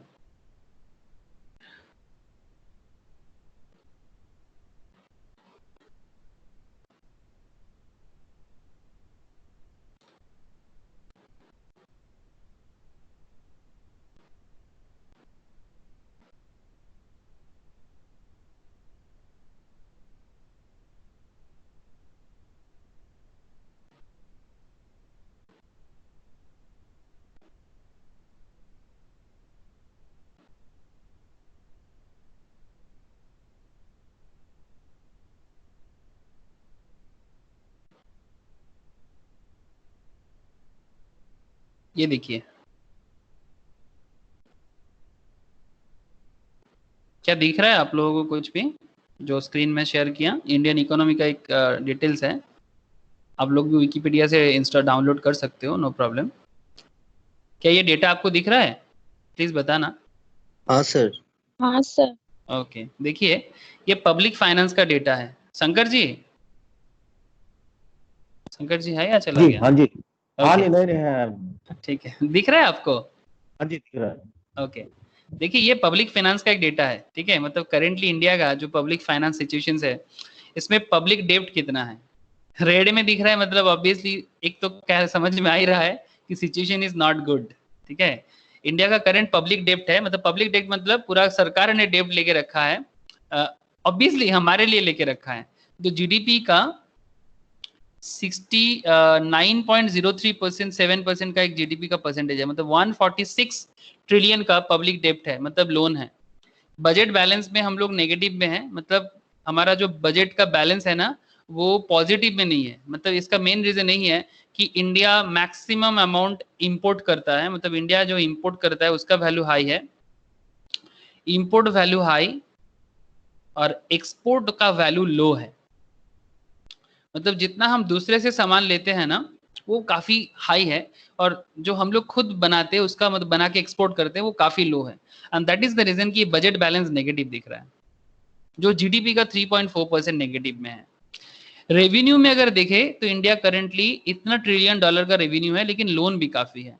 इंडिया का एक्सपेंस देखिए, रेवेन्यू 39.29 ट्रिलियन, अगर इसका रेवेन्यू 39 ट्रिलियन का है तो एक्सपेंस भी इसका 52 ट्रिलियन का है। मतलब एक्सपेंस हमारा ज्यादा है कॉम्पेयर टू हमारा रेवेन्यू, मतलब जितना हम सेल नहीं करते उससे ज्यादा खर्चा हो जाता है। करेंटली इकोनॉमिक एड है हम पे, प्राउड फील करने का अभी कुछ सिचुएशन ही आया नहीं। Obviously India is great, but India currently great situations में तो है नहीं, बट हाँ we can make our India great, ठीक है, we can make it great. Currently great है नहीं। হ্যালো हाँ बोलिए। হ্যালো हाँ बोल बोल ব্রাদার, सुनছি। বলছি যে কিছুদিন আগে যখন লাস্ট বাজেটটা যখন বেরিয়েছিল হুম, 2000 লাস্ট যে বাজেটটা বলছি, তো हाँ ওখানে বলছিল যে একটা পয়েন্ট বলছিল যে 2021 বা 2024 এর মধ্যে 5 ট্রিলিয়নের ইকোনমি বানাবে। তো हाँ আমাদের মানে এই ডেটাটা অনুযায়ী তো বলছে যে কত পার্সেন্ট নেগেটিভ বলে 3 পয়েন্ট কত পার্সেন্ট নেগেটিভ বলে। हाँ, ये তাহলে जीडीपी का এইটা, है। হ্যাঁ এটা हाँ জিডিপি বলছে, তাহলে এইটার সাথে ওই ইকোনমিটা যেটা বলছে যে 5 এই যে ট্রিলিয়নের ইকোনমি এইটা বানাবে, এইটা ওইটার কি এই যে ডিফারেন্স আছে? এই যে এই যে দেখাচ্ছি, দেখ देख ठीक से देख, तू जो बोल रहा है ना वो ये वाला है सुमित, तू जो कह रहा है ना हाँ वो दिस वन स्टैटिस्टिक्स देख। मतलब करेंट इंडियन वैल्यू है जो जीडीपी का वैल्यू है। मतलब जीडीपी का मतलब क्या होता है, ये GDP is fully connected with our stock market, not only just stock market, GDP के अंदर पूरा इंडियन इकोनॉमी है, मतलब whole Indian economy is here. How, मतलब एक कंट्री जो भी प्रोडक्ट बनाते हैं, what is the meaning of GDP, ये थोड़ा मतलब क्लियर होना चाहिए। बेसिकली ये ब्रॉडर लेवल में जो स्टॉक मार्केट होता है ना उसमें ये सब सारा का सारा चीज डिटेल्स में पढ़ा जाता है। मैं थोड़ा बता रहा हूँ जीडीपी क्या है, अगर वो कल समझ में आए ना तो समझ में आएगा। जीडीपी का मतलब होता है कोई एक कंट्री वन पर्टिकुलर ईयर, ठीक है, वन पर्टिकुलर ईयर, सपोज 2021 जो ईयर चल रहा है, ठीक है, इस 2021 ईयर में इंडिया जो भी प्रोडक्ट प्रोड्यूस करेगा अपने कंट्री में, ठीक है, प्रोडक्ट प्रोड्यूस, ठीक है, जो भी प्रोडक्ट प्रोड्यूस करेगा उसको अगर हम लोग मनी वैल्यू में ट्रांसफर करें तो उसका जो वैल्यू होता है वो उसका जीडीपी होता है। मतलब in any particular year, in any particular accounting year और financial year, a country what kind of amount of goods produced when we transfer it in a money value is called GDP of that particular country, gross domestic product। तो कहने का मतलब यही है कि अगर India का सिचुएशन करेंटली देखा जाए तो ये जो जीडीपी का वैल्यू है ना, मतलब ये ऑब्वियसली पुराना डेटा के साथ ऐड होते होते इसका अमाउंट आता है। इंडिया का करंट जो जीडीपी है दैट इज दिस वन, ये देखिए यहाँ पॉपुलेशन के साथ जीडीपी दिया हुआ है। ये जो 3.202 ट्रिलियन दिख रहा है आप लोगों को, हाँ सुमित, হ্যাঁ হ্যাঁ হ্যাঁ 3.202 ट्रिलियन दिख रहा है। मतलब ये इंडिया का হুম करेंट प्रोडक्शन सिचुएशंस के साथ इंडिया इतना प्रोड्यूस कर सकता है, और जितना प्रोडक्शन होगा उतना इकोनॉमी स्ट्रांग होगा। रैंकिंग वाइज तो इंडिया 5th है, ठीक है, लेकिन अगर पॉपुलेशन वाइज देखा जाए तो इंडिया काफी पीछे है। लेकिन यही ये जो 3 ट्रिलियन डॉलर का जीडीपी दिख रहा है ना, मतलब गवर्नमेंट यही बता रहा था कि इस 3 ट्रिलियन को 5 ट्रिलियन करना चाहता है 2024 के अंदर। আমি এইটাই জিজ্ঞাসা করছিলাম যে এইটার সাথে ওইটার কানেকশনটা কি। ऑब्वियसली अगर इंडिया अपना प्रोडक्शन बढ़ा देगा, सिंपल सिचुएशन है, अगर इंडिया अपने इंडिया के अंदर अलग अलग लेवल का प्रोडक्शन लेवल में डेवलपमेंट लाएगा, जो भी नेसेसिटीज है, जैसे रिसेंटली आज ही एक डील हुआ है, वो चाइना के साथ लड़ाई करने के लिए इंडिया ने एक डिसीजन लिया, वो रशिया से एक बहुत ही हाईफाई एक मिसाइल्स ला रहा है, ठीक है। तो सवाल है कि ये सब मिसाइल्स कोई 1-2 रुपए में तो नहीं आता, इवन 1 करोड़ में भी नहीं आता, 1000 करोड़ का वैल्यूएशन है। तो ये जो रशिया से इंडिया इतना बड़ा मिसाइल्स ला रहा है, जस्ट बिकॉज ऑब्वियसली जरूरी है, ठीक है, जरूरी है, रशिया से मिसाइल हम लोग क्या कर रहे हैं, इंपोर्ट कर रहे हैं, लेकिन कोई कम वैल्यू तो नहीं है ना।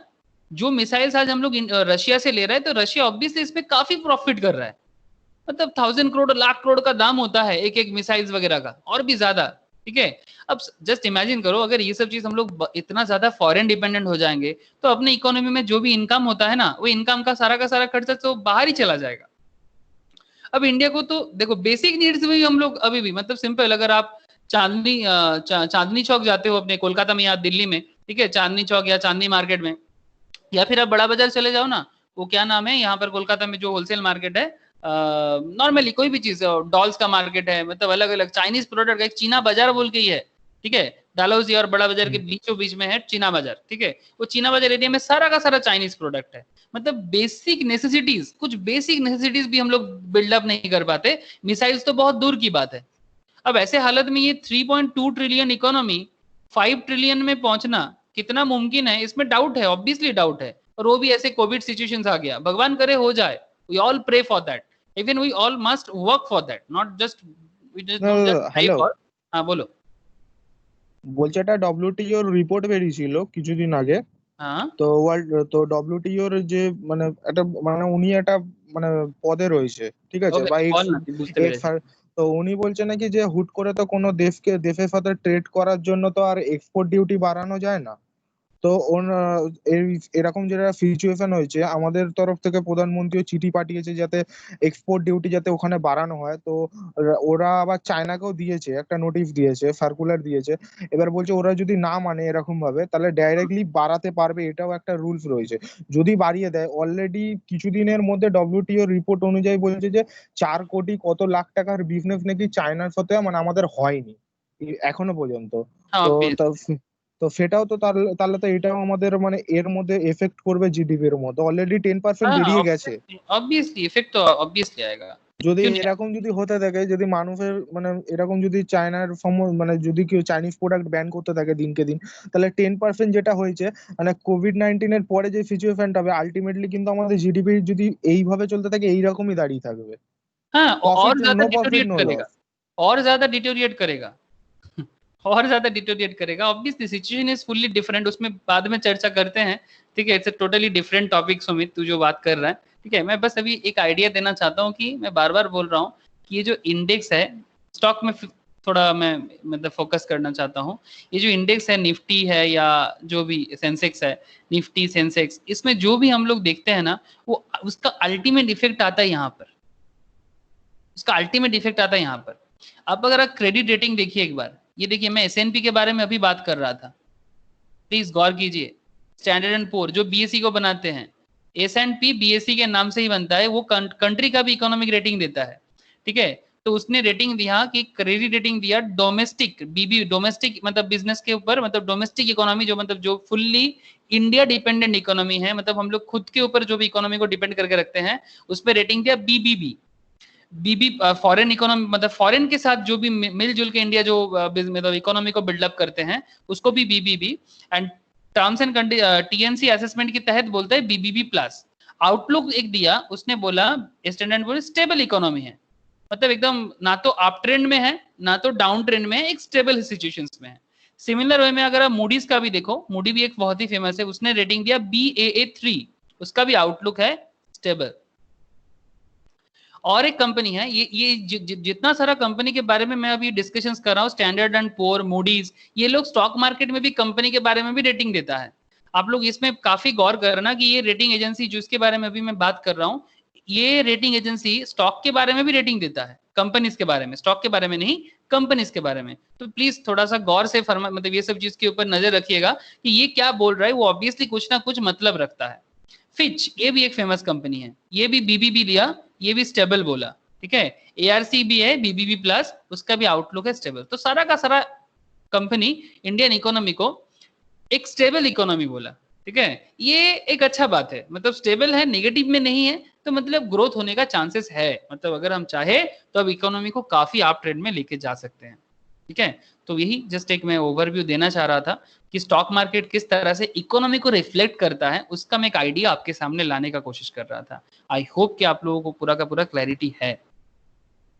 क्या समझ में आया? मैं बस पूछना चाहता हूँ एक बार, ये जो इकोनॉमी के साथ स्टॉक मार्केट इंडेक्स का कनेक्शन समझ में आ रहा है?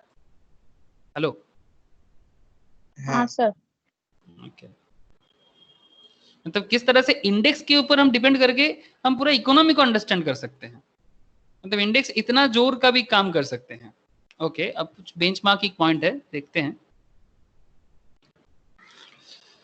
बेंचमार्किंग क्या बताता है? बोलते हैं फॉर ऑल ट्रेडिंग और investing activity that one does a yardsticks to measure the performance is required. Assume over the last 1 year you've invested 1 lakh and generated 20,000 return to make your total corpus. Corpus का मतलब होता है capital. हाँ, ये पहले भी मैं बोला, फिर से बोल रहा हूँ, कॉर्पस का मतलब होता है कैपिटल। 1,20,000 बेसिकली आपने इन्वेस्ट किया था 1 लाख और आपका करेंट रिटर्न है 20,000, तो आपने टोटल कितना अभी कैपिटल है आपके हाथ में? 1,20,000 to invest. How do you think you performed? आपको क्या लग रहा है आपने कैसा परफॉर्म किया? Well, on the face of it 20% return looks a great. However, what if during the same year, जिस ईयर आप कैलकुलेट कर रहे हैं कि आपका रिटर्न 20% है, सेम ईयर में निफ्टी मूव हुआ, निफ्टी का मूवमेंट 7,800 से लेके 6,000 पॉइंट्स में है, तो फिर अल्टीमेटली ये रिटर्न कितना दे रहा है? आप करके देखिए, मतलब था 6,000 में, मतलब 7,800 डिवाइडेड बाय 6,000, मतलब नियर अबाउट 130, मतलब 30% रिटर्न दिया है।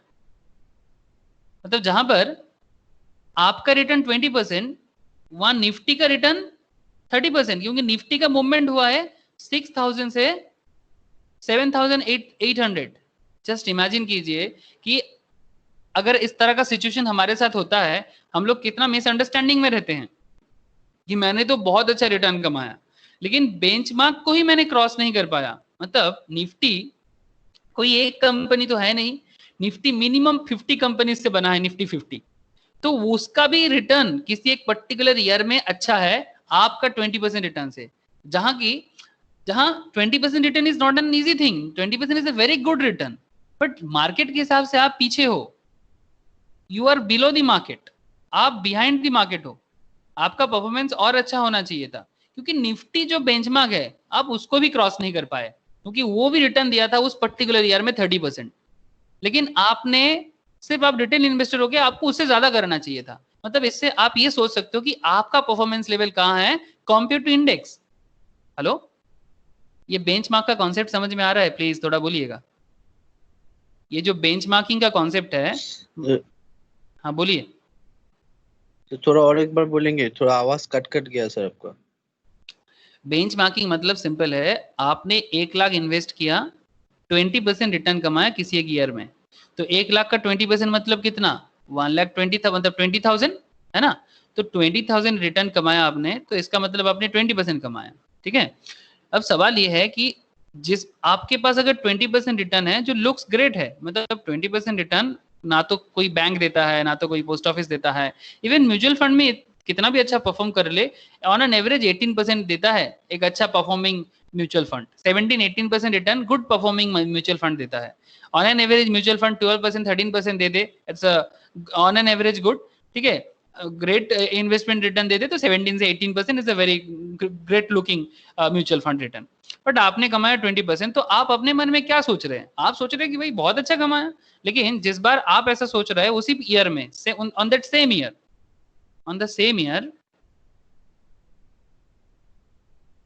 6,000 से इंडेक्स, मतलब निफ्टी जो इंडेक्स है वो 6,000 से 7,800 में पहुंचा। अगर आप इसका रिटर्न परसेंटेज चेंज देखेंगे ना, ये 30% चेंजेस है। तो ये अगर 30% इंक्रीमेंट है, तो आपका 20% तो बहुत ही खराब है, क्योंकि ये तो एक ओवरऑल है, मतलब इसमें करीब करीब 50 कंपनी का एवरेज है, उसके बाद भी ये 30% है। 50 कंपनी का एवरेज के बाद भी ये 30% रिटर्न दिया, और आप तो ऑब्वियसली 50 कंपनीज में तो आप इन्वेस्ट नहीं करते, फिर भी आपने कुछ इन्वेस्टमेंट किया जो आपको 20% रिटर्न दिया, तो आप इंडेक्स से, आपका जो बेंचमार्किंग है, बेंचमार्किंग से आप नीचे है, मतलब आप बेंचमार्क तक नहीं पहुंच पाए, आपको तो एटलीस्ट इंडेक्स के साथ रहना चाहिए था। इंडेक्स को क्रॉस करके भी बहुत लोग इनकम करते हैं, लेकिन एटलीस्ट इंडेक्स के साथ रहना बहुत इंपॉर्टेंट है, तब जाके आप मार्केट के साथ फ्लोट कर सकते हो। मतलब एटलीस्ट वो बोलते हैं ना, नदी, मतलब अगर आप रिवर को क्रॉस ना कर सकते हो कोई बात नहीं, बट एटलीस्ट रिवर का जो फ्लो है उसके साथ चलने का ताकत होना चाहिए normal day to day life में। बस ठीक है, आप रिवर को क्रॉस इधर से एक वेस्ट बैंक से ईस्ट बैंक में जाना मुश्किल है, ठीक है, क्योंकि काफी ज्यादा फ्लो है उसका, लेकिन एटलीस्ट उस फ्लो के साथ चलना तो इंपॉर्टेंट है। चाहे आप गैंजेस में मतलब इस पार से उस पार ना कर पाओ, लेकिन कम से कम गैंजेस का जो लहर है उसके साथ अपने आप को फ्लोट तो कर पाओ, इतना ताकत तो होना चाहिए। हेलो, हाँ सर। समझ में आ रहा है बेंचमार्किंग क्या है? मतलब आप इंडेक्स को क्रॉस करो, यही अच्छा है, मतलब आप बहुत अच्छा कर रहे हो, लेकिन अगर आप इंडेक्स को क्रॉस नहीं कर पा रहे हो तो एटलीस्ट इंडेक्स के साथ तो रहना चाहिए। तो इन दैट केस ये आपको ये क्राइटेरिया दे रहा है कि अगर इंडेक्स 30% चेंज में है पर आपका पोर्टफोलियो 20% है, आपका पोर्टफोलियो 20% में है, इसका मतलब आप बिहाइंड द बेंचमार्क हो, ठीक है? तो ये इंडेक्स आपको हेल्प करता है, तो इसमें गौर कीजिएगा। ओके,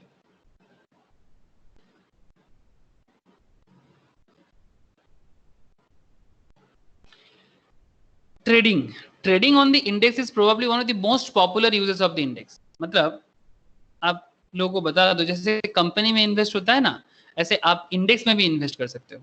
जैसे हम लोग नॉर्मली कंपनी में इन्वेस्ट करते हैं, लेकिन अगर आप चाहो ना तो आप निफ्टी में भी इन्वेस्ट कर सकते हो। ट्रेडिंग ऑन इंडेक्स भी होता है। They take a broader call on the economy, on general state of affairs and translate that into a trade, ठीक है? मतलब आपको अगर मन है, आपको लगता है कि एक कंपनी क्या, मैं तो सारा का सारा कंपनी में इन्वेस्ट करना चाहता हूँ, तो डोंट गो विथ सारा का सारा कंपनी, मतलब अलग अलग से भी आप चूज कर सकते हो, बट इम्पोर्ट मतलब यहाँ पर आप निफ्टी में डायरेक्ट इन्वेस्ट कर दो। For example, imagine the situation 10:30 a.m. The finance minister is expected to deliver his budget speech. An hour before the announcement, Nifty index 6,600 points.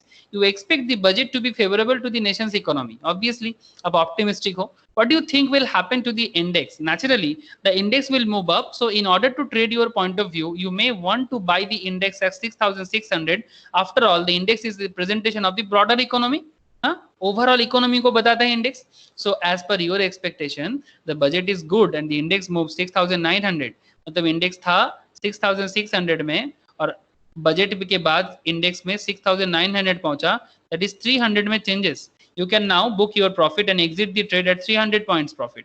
Traded such as these are the possible through what is known as derivative segment of the market.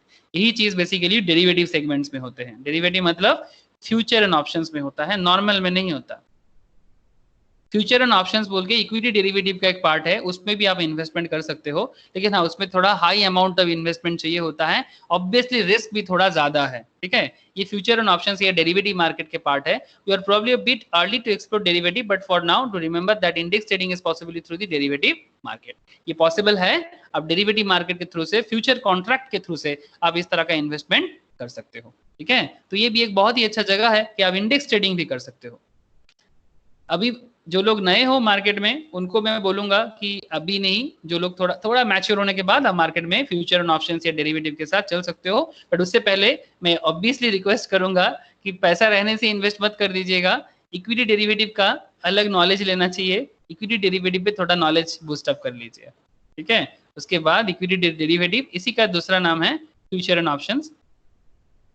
NISM में इसके ऊपर एक पढ़ाई भी होता है अलग से, और जो लोग पढ़ना नहीं चाहते, मतलब किसी को एग्जाम क्रैक करने का नहीं है, not an issue, but at least future and options investment purpose के लिए आपको जानना चाहिए, ठीक है? और जिसको जॉब प्रोस्पेक्टिव के ऊपर NISM से आप डिग्री लेना चाहते हो तो वहां से डिग्री भी ले सकते हो, ठीक है? तो हर एक चीज के ऊपर हर एक पहलू है, इसीलिए डिग्री बनाया गया क्योंकि बहुत वैल्यूएबल है। ओके, तो ये था इंडेक्स ट्रेडिंग का पॉइंट। अब एक पॉइंट है, ध्यान से देखिएगा, बोलते हैं पोर्टफोलियो हेजिंग। पोर्टफोलियो हेजिंग, ठीक है? ये वर्ड सुने हैं आप लोग पहले, हेजिंग? नहीं सर। ये हेजिंग वर्ड जो है ना, इसका बेसिक मतलब है अपना रिस्क को सिक्योर करना, मतलब रिस्क को कम करना, बेसिकली रिस्क को कम करना। इसका एक अच्छा एग्जांपल मैं लेता हूं, उसके बाद मैं यहाँ पर स्टॉक के लेवल पे बात करूंगा। हेजिंग बहुत ही इंटरेस्टिंग कॉन्सेप्ट है, ध्यान से देखिएगा। ये भी mainly future and market options में ही ज्यादा यूज होता है, लेकिन इसको यूज करके आप normal day to day trading को भी अपने हिसाब से हैंडल कर सकते हैं। लेकिन उससे पहले आपको एक बार हेजिंग का कॉन्सेप्ट बताना जरूरी है। What is hedging? Total concept क्या है? आपका पोर्टफोलियो, पोर्टफोलियो हेजिंग। लेकिन पोर्टफोलियो हेजिंग समझने से पहले नॉर्मल लेमैन के हिसाब से समझ तो लीजिए कि हेजिंग क्या होता है। चलिए, ये हेजिंग कॉन्सेप्ट यूज करता था चाणक्य, नाम सुने होंगे आप लोग, बहुत ही फेमस। इंडिया को आज अगर वन इंडिया कॉन्सेप्ट है ना, आज अगर इंडिया इतना बड़ा है, या फिर बड़ा तो पहले भी था और बड़ा था, छोटा हो गया, वन इंडिया कॉन्सेप्ट अगर, मतलब जिसको हम लोग अखंड भारत कहते हैं, ठीक है, ये अखंड भारत कॉन्सेप्ट सबसे पहले अगर किसी ने रखा था वो यही है, आचार्य चाणक्य। इनका जो इकोनॉमिक्स का किताब है, अर्थशास्त्र के नाम से जाना जाता है, जिसके अंदर पॉलिटिक्स, बैंकिंग, कॉमर्स, हर एक मैटर के अंदर लिखा हुआ है। अगर कोई इंसान एक बार वो इकोनॉमिक्स का वो किताब पढ़ लेना, तो उसका ये आइडिया डेवलप हो सकता है जो वो खुद भी नहीं सोच सकता कि क्या आइडिया डेवलप हो सकता है। आज भी उतना ही मॉडर्न है, even more than today's current economical situation. Chanakya, ऐसे बहुत सारा चीज तो लोपाट हो चुका है, मतलब गायब है, क्योंकि जला दिया गया था। नालंदा में था, तक्षशिला तो पाकिस्तान में है ना, पाकिस्तान में जो तक्षशिला है वही वहां का प्रोफेसर थे आचार्य चाणक्य, तक्षशिला का प्रोफेसर थे। और तक्षशिला वर्ल्ड का पहला यूनिवर्सिटी है, the first university of the world, आज भी है, ठीक है। वहां पर अभी मतलब जो उसका जो रूइंस है वो अभी भी है, first university of the world. और इतना फेमस थे, मतलब क्या बताए। ये टैक्सिला के बाद नालंदा में भी कुछ चीजें थे, लेकिन उसके बाद जितना बार इंडिया इन्वेशन हुआ है ना, ये सब कुछ चोरी करके लेके चला गया, ठीक है, या फिर जला दिया। नालंदा तो इतना दिन तक जलता रहे, क्या बताए, ठीक है। तो वो सब छोड़िए, लेकिन चाणक्य ने हेजिंग के बारे में क्या कहा था वो देख लेते हैं। पुराने बातें करके फायदा थोड़ा बहुत है ऑब्वियसली, कभी कभी हम लोगों को पुराना चीज देखना चाहिए, क्योंकि क्या इंडिया था हमारा और क्या है आज। चाणक्य ने ये बेसिकली क्या करता था, फार्मर्स होते थे, ठीक है, तो मानिए कि कुछ फार्मर्स होते थे, वो अपने जमीन पे खेती करता था। ध्यान से देखिएगा, हाँ, ये फार्मर्स है, मेरा ड्राइंग अच्छा नहीं है, बस only for understanding purpose. Farmers खेती कर रहा है अपने जमीन पे, ठीक है। अब फार्मर्स जो है ना, इसको लग रहा है कि इस बार बहुत तूफान आएगा, ठीक है, क्लाउड है, तूफान, जो भी नाम दो आप, ठीक है, ठीक है। Drawing is not important, understanding is important. इसको लग रहा है कि इस बार बहुत ज्यादा बारिश या तूफान होगा, हो सकता है कि फ्लड हो जाए। इस पर्टिकुलर एग्रीकल्चर को करने के लिए इसने मानो कि टोटल 1 लाख का बीज बोया, ठीक है, मतलब 1 लाख का जो जमीन पे जो प्रोडक्शन करने के लिए जो चाहिए था, 1 लाख का सीड्स इन्होंने लगाया। उसके साथ तो मेहनत अपना है ही, लेकिन इनको डर लग रहा है कि हो सकता है कि बारिश के कारण, फ्लड के कारण, या टाइफून या साइक्लोन के कारण, जैसे इस बार हुआ ना सुंदरबन में, हेलो, ये जो अपना south 24 Parganas and north 24 Parganas of the West Bengal area, ठीक है, वहां पर काफी ज्यादा इस तरह का फ्लड के कारण या साइक्लोन या टाइफून के कारण काफी खराब हो चुका है। लेकिन करंट इकोनॉमिकल सिस्टम किसानों को वो लेवल पे वो मौका नहीं देता, कारण वो इकोनॉमिकल सिस्टम है ही नहीं करेंटली जो चाणक्य ने बनाया था।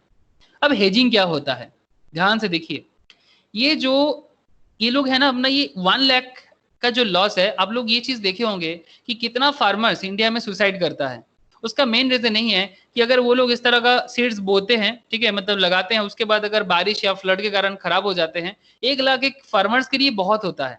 अगर बाद में वो लॉस हो जाता है ना, तो वो सुसाइड का ही रास्ता चुनते हैं, क्योंकि अपना फैमिली का जो बार्डन है वो लेने के लिए वो लोग असक्षम हो जाते हैं, और उसके कारण उनको सुसाइड ही लास्ट रोड चूज करना पड़ता है, जो लास्ट 4-5 साल पहले तक भी काफी ज्यादा देख रहा था, आज भी है, लेकिन उतना अभी न्यूज में नहीं है, लेकिन आज भी हो रहा है। अब पॉइंट है कि यहाँ पर हेजिंग कैसे काम करता था। हेजिंग ये है कि जैसे ही ये फार्मर्स ने सीड्स को लगाया ना, चाणक्य क्या करते थे, इनको जाके बोलते थे कि एक प्री मतलब इन्होंने ना जैसे 1 लाख का सीड्स लगाया ना, तो ये कम से कम मिनिमम ये बाद में शायद जब ये पूरा का पूरा मानो कि 3 महीना लगता है एक पूरा का पूरा राइस को बनने में, ठीक है, तो पूरा का पूरा राइस को बनने में अगर 3 मंथ लगता है, तो सिंपल कॉन्सेप्ट है कि ये 3 मंथ बाद इनको ये अगर मार्केट में सेल करता तो 1 लाख को 1,50,000 में सेल कर सकता था। 50,000 एक अंडरस्टैंडिंग के लिए 50,000 50% चलिए एक्स्ट्रा, तो 1,50,000 में ये सेल कर सकता था। लेकिन चाणक्य क्या करता था, इससे काफी लो रेट में, ठीक है, 1,05,000 में आज के डेट में ही इससे बुक कर लेता था कि 3 मंथ्स बाद जब तुम्हारे जमीन पे जो भी फसल होना है वो होगा, वो 1,05,000 में तुम आज मेरे को बुक कर दे दो। इससे फार्मर्स को क्या फायदा, फार्मर्स के मन में जो डर है ना, फार्मर्स के मन में एक फियर है, वो अपना फियर के साथ ना लड़ नहीं पा रहा है, इसलिए वो 1,05,000 में चाणक्य के साथ नक्की कर लेता था। और चाणक्य क्या करता था, लो रेट में, चाणक्य का इकोनॉमी देखिए, वो लो रेट में फार्मर से वही प्रोडक्ट 1,05,000 के रेट में परचेस करके गवर्नमेंट के गोडाउन पे रख देता था, जो सरकार चलाते थे, चंद्रगुप्त मौर्य का जो गोडाउन होता था, ठीक है, चाणक्य के टाइम पे वही किंग हुआ करते थे। तो गवर्नमेंट का जो अपना गोडाउन है, ठीक है, मतलब जिसको आज के डेट में हम लोग क्या बोलते हैं, फूड कॉर्पोरेशन ऑफ इंडिया, ठीक है, एफसीआई के गोडाउन में रख देता था। अब बाद में वो देखता था कि कहीं ना कहीं एरिया, कुछ एरिया में खेती उतना अच्छा होता नहीं था, ठीक है, हो सकता है कि नॉर्थ में अच्छा मतलब ईस्टर्न पार्ट ऑफ इंडिया में मगध एरिया था, ईस्ट एंड नॉर्दर्न पार्ट का इंडिया था, तो साउथ में अच्छा हुआ नहीं, तो बाद में साउथ का मार्केट में ना यही चीज वो थोड़ा हाई रेट में सेल कर सकता था, 1,20,000 में बाद में सेल कर सकता था। ये चाणक्य का पॉइंट ऑफ व्यू है, इसमें वो गवर्नमेंट का रेवेन्यू बढ़ाता था। और सर यहाँ पर एक क्वेश्चन आ सकता है कि फार्मर्स का तो जो ये था वो तो चला रहा है ना, लेकिन फार्मर्स को भी देखो ना, वो अपना जो फ्यूचर लॉस है, ठीक है, वो अपना जो फ्यूचर लॉस है उसको डाउट है कि इस बार उसका वो जो नेगेटिविटी है, लेकिन एटलीस्ट अगर 1 लाख का बीज बो के अगर उसको 1,05,000 मिल जाता है, इसमें एक चीज तो क्लियर है ना, एटलीस्ट सुसाइड तो नहीं करना पड़ेगा। हेलो, 1 लाख का सीड्स लगा के अगर उसको 1,05,000 मिल जाता है, तो एटलीस्ट उसका लॉस तो नहीं है रे बाबा, लॉस तो नहीं है। तो वो अपना पोर्टफोलियो को क्या कर दिया, इस बार का पोर्टफोलियो को वो क्या कर दिया, हेजिंग कर दिया। मतलब उसको लग रहा था मार्केट डाउन जाएगा। इसी कॉन्सेप्ट को अगर हम शेयर के कॉन्सेप्ट में देखें, आपके पास कुछ कंपनीज है निफ्टी 50 के अंदर ही, चलिए देख लेते हैं। निफ्टी 50 के अंदर आपके पास इन्फोसिस है, ठीक है, आपके पास टीसीएस है, ऐसे इस तरह से हिंडाल्को है, अलग अलग कंपनीज के पास आपके पास ऐसे पोर्टफोलियो बना हुआ है। अब इस तरह से चलिए हम निफ्टी 50 में ही चलते हैं एक बार। हेजिंग बहुत ही इंटरेस्टिंग कॉन्सेप्ट है। ये देखिए, मानिए कि यहाँ पर जितना कंपनीज है, एटलीस्ट यहाँ पे आपके पास एटलीस्ट 10 शेयर तो आपके पास है ही आउट ऑफ निफ्टी 50। निफ्टी 10 मतलब एटलीस्ट 10 कंपनीज आपके पोर्टफोलियो में है, लेकिन मार्केट डाउन ट्रेंड है। आपको लग रहा है कि फ्यूचर मार्केट डाउन ट्रेंड होगा, जैसे कोविड के शुरू में ही आपको, अब सबको नहीं लग रहा था कि मार्केट डाउन ट्रेंड होगा। जो लोग उस टाइम पे एसबीआई कार्ड परचेस किया था, ठीक है, कार्ड परचेस करने के टाइम पे मतलब जब आया था उस टाइम पे तो कुछ पता नहीं था, बट उसके बाद कोविड आया और एसबीआई कार्ड जो भी परचेस किया उसका भी डाउन ट्रेंड ही चल रहा है, ठीक है।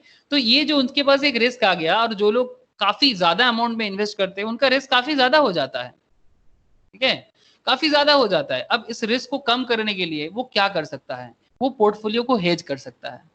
ठीक जिस तरह से ये हेजिंग कैसे होगा ये तो डेरिवेटिव पार्ट में पता चलेगा, लेकिन एटलीस्ट उसका जो पूरा का पूरा लॉस हो सकता है ना, ठीक है, वो जो पूरा का पूरा लॉस हो सकता है वो लॉस नहीं होगा।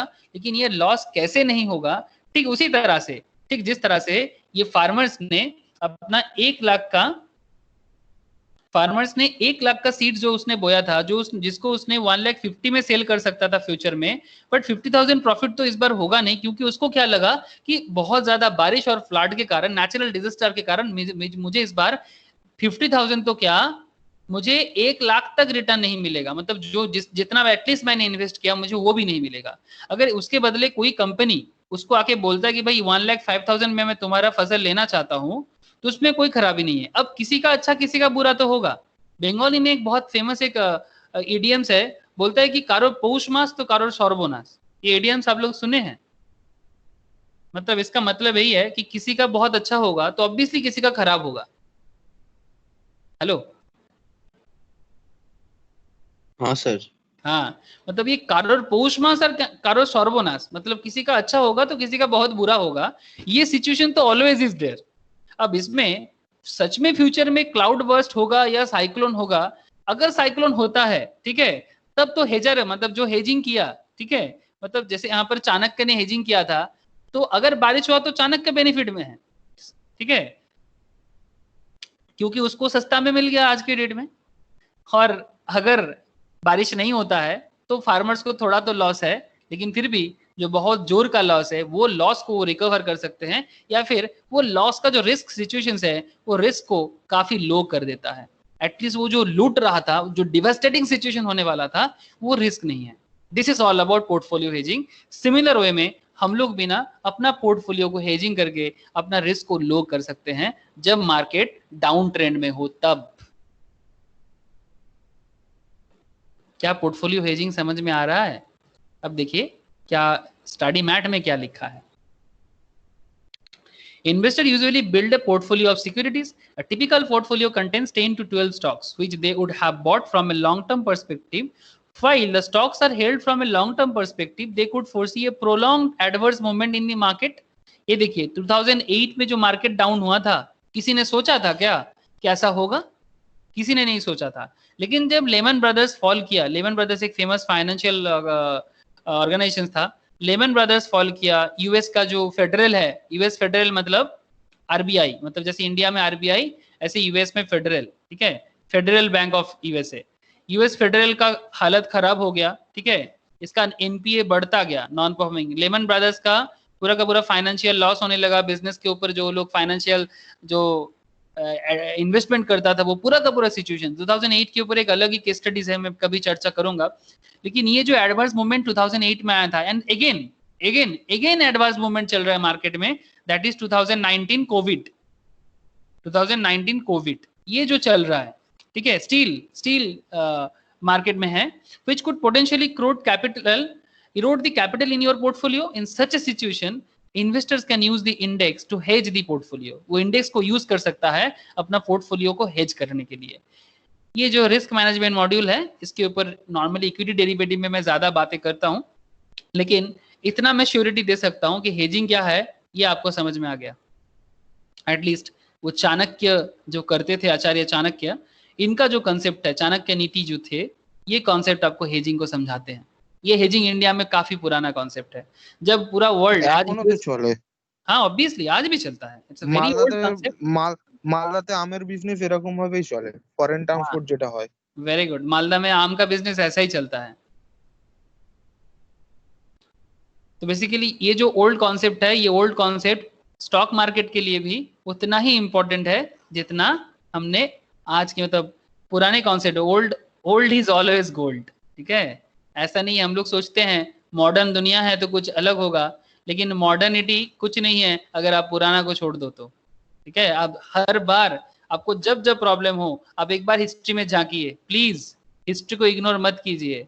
एक बार हिस्ट्री में देखिए हिस्ट्री में क्या है, क्या हुआ था, ठीक है, आपको मॉडर्निटी समझ में आएगा। मैं बार बार बोलूंगा, हिस्ट्री को इग्नोर मत कीजिए। Okay. नहीं, लेकिन प्रैक्टिकली हम लोग स्टॉक मार्केट में किस तरह हेजिंग कर सकते हैं? वही तो, प्रैक्टिकली स्टॉक मार्केट में हेजिंग जो है ना, उसमें काफी डिटेल्स पॉइंट है। मैं इसमें अभी चर्चा करूंगा तो फिर वो एक्चुअली ना इसका डिटेल्स ना इक्विटी डेरिवेटिव में चर्चा होता है, ठीक है, तो वो लेटर करेंगे हम। हाँ, आपको थोड़ा वो लेटर स्टेज में बताएंगे, ठीक है। लेकिन प्रैक्टिकली अगर मैं बात करूं तो आप कुछ ऐसा मान सकते हैं कि आपके पास एक छोटा सा मैं डेमो दे रहा हूँ। आपके पास कुछ स्टॉक्स है, जो स्टॉक आपको लग रहा है 1 2 3 4 कुछ स्टॉक जो है आपको लग रहा है कि मार्केट डाउन ट्रेंड में है, तो ये जो 4-5 स्टॉक आपके पास है ना, ये डाउन ट्रेंड में दिख रहा है, ठीक है। और आपको लग रहा है कि ये डाउन ट्रेंड है, तो उस पॉइंट में आप इंडेक्स को यूज कर सकते हैं।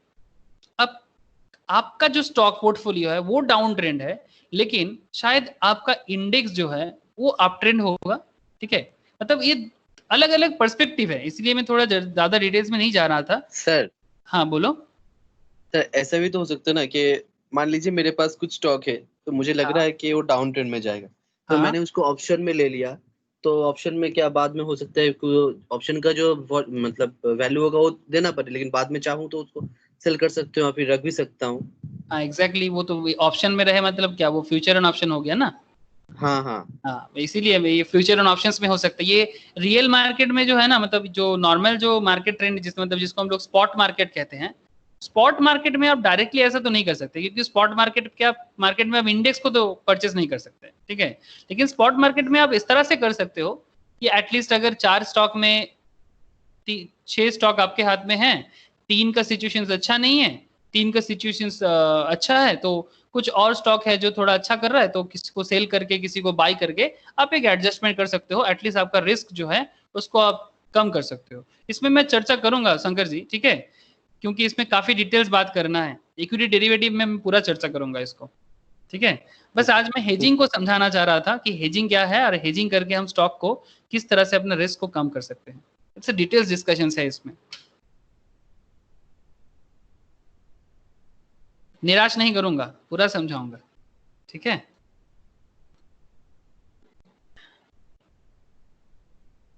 एक्चुअली ये स्पॉट मार्केट मतलब जो नॉर्मल स्टॉक मार्केट है ना, उसमें ये पॉसिबल नहीं है। इसका पॉसिबिलिटी मेनली जो है दैट इज डेरिवेटिव में, इक्विटी डेरिवेटिव में ही ऐसा पॉसिबल है। मतलब फ्यूचर एंड ऑप्शंस मार्केट में जो लोग इन्वेस्ट करते हैं वहां पर इसको करना थोड़ा लॉजिकल है, ठीक है। और ये तो मान लीजिए, हेलो, हाँ बोलो बोलो। मान लीजिए हम इंडिया स्टॉक एक्सचेंज में गोल्ड खरीद लिए, ठीक है, अभी तो करेंसी के हिसाब से तो मतलब जो ट्रेड होगा, तो हम ऑस्ट्रेलिया का स्टॉक एक्सचेंज में मतलब उसको सेल कर दिए, तो ये भी तो एक हेजिंग ही हाँ हुआ। ये भी हेजिंग है। हाँ ये एक अच्छा एग्जाम्पल लिया सुमित ने, ठीक है। ये सुमित ने जो एग्जाम्पल लिया ऐसा भी होता है, ऐसा नहीं होता नहीं है। वो तो सुमित जो गोल्ड बोल का रहे हो हैं गया, बेसिकली, स्टॉक मार्केट का तो फ्यूचर एंड ऑप्शन ही होता है शायद सर। नहीं स्टॉक मार्केट में बेसिकली वो हेजिंग के ऊपर एग्जांपल ले रहा है। बेसिकली सुमित जो बोल रहा है ना, वो दिस इज आल्सो हेजिंग। मतलब जैसे सुमित जो अभी एग्जांपल लिया ना, वो ऐसा एग्जांपल है। सुमित का एग्जांपल क्या था कि सपोज इंडियन गोल्ड मार्केट में आपने गोल्ड खरीदा, ठीक है, जो करेंसी मार्केट है वहां से, सॉरी कमोडिटी मार्केट से, इंडियन एमसीएक्स से आपने गोल्ड खरीदा, और ये गोल्ड आपने ऑस्ट्रेलियन मार्केट में सेल करो, क्योंकि वो इंडियन मार्केट में अच्छा दाम नहीं मिल रहा है, ऑस्ट्रेलियन मार्केट में। इसके लिए इंटरनेशनल ट्रांजैक्शंस का एक पॉइंट ऑफ व्यू है। इट्स अ ट्रिकी सिचुएशंस, ठीक है, लेकिन इसमें भी रिस्क को कम किया जा सकता है, ये भी हेजिंग हो सकता है, ठीक है, ठीक है, लेकिन it's not a proper use of hedging. समझ रहे हैं ना Sumit, it's not a proper use of hedging. Stock हाँ। मार्केट में जो पोर्टफोलियो हेजिंग है ना, ठीक है, छोड़ना, अभी इसमें ज्यादा डिटेल्स में जाने का जरूरत नहीं है, क्योंकि इसमें अभी बात करूंगा ना तो पूरा एकदम ये हेजिंग से हेजी हो, पूरा हेज हो जाएगा। मैं अभी थोड़ा स्किप करता हूँ इसको, ठीक है। हेजिंग क्या है ये समझ में आया, बाकी इक्विटी डेरिवेटिव में चर्चा होगा ना।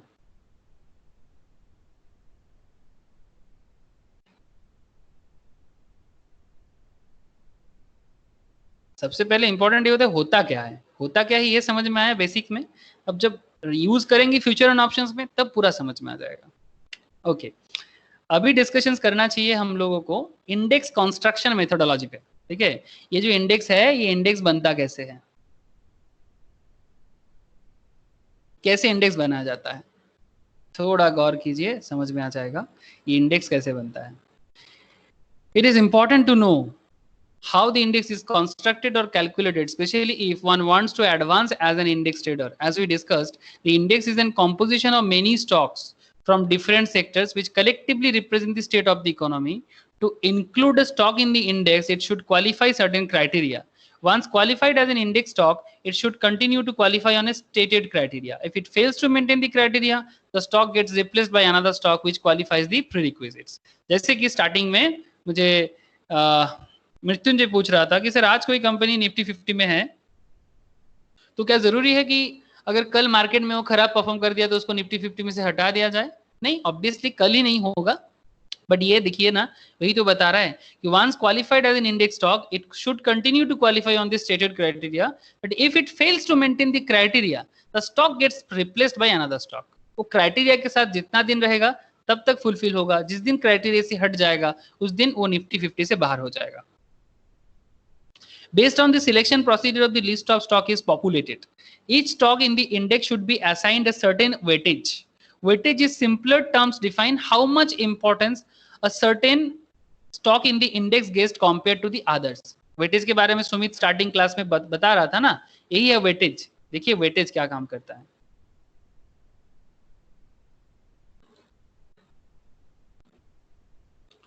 Weightage in simpler terms define how much importance a certain stock index gets compared to the others. For example, if ITC Limited has 7.6% weightage on Nifty 50 index, then it is as good as saying that the 7.6% of Nifty's movement can be attributed to ITC. अब देखिए ये जो Sumit starting में ये सवाल उठाया था कि दादा वेटेज के कारण भी, कि सर वेटेज के कारण भी इंडेक्स में चेंजेस आता है.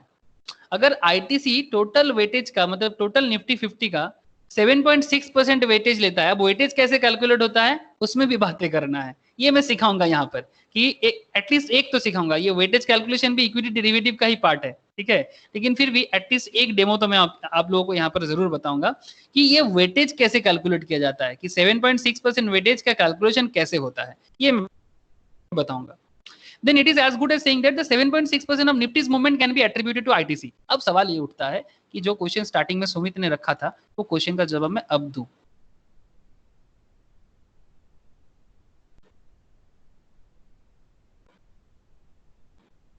ये देखिए कि सवाल ये है कि यहाँ पर ये जो निफ्टी 50 का पूरा डेटा है, ये निफ्टी 50 में जो चेंजेस आया, निफ्टी 50 में जो चेंजेस आया, changes in the sense Nifty 50 में चेंजेस का अगर बात है, दैट इज ये वाला पॉइंट में मैं बात कर रहा हूं, दिस पॉइंट.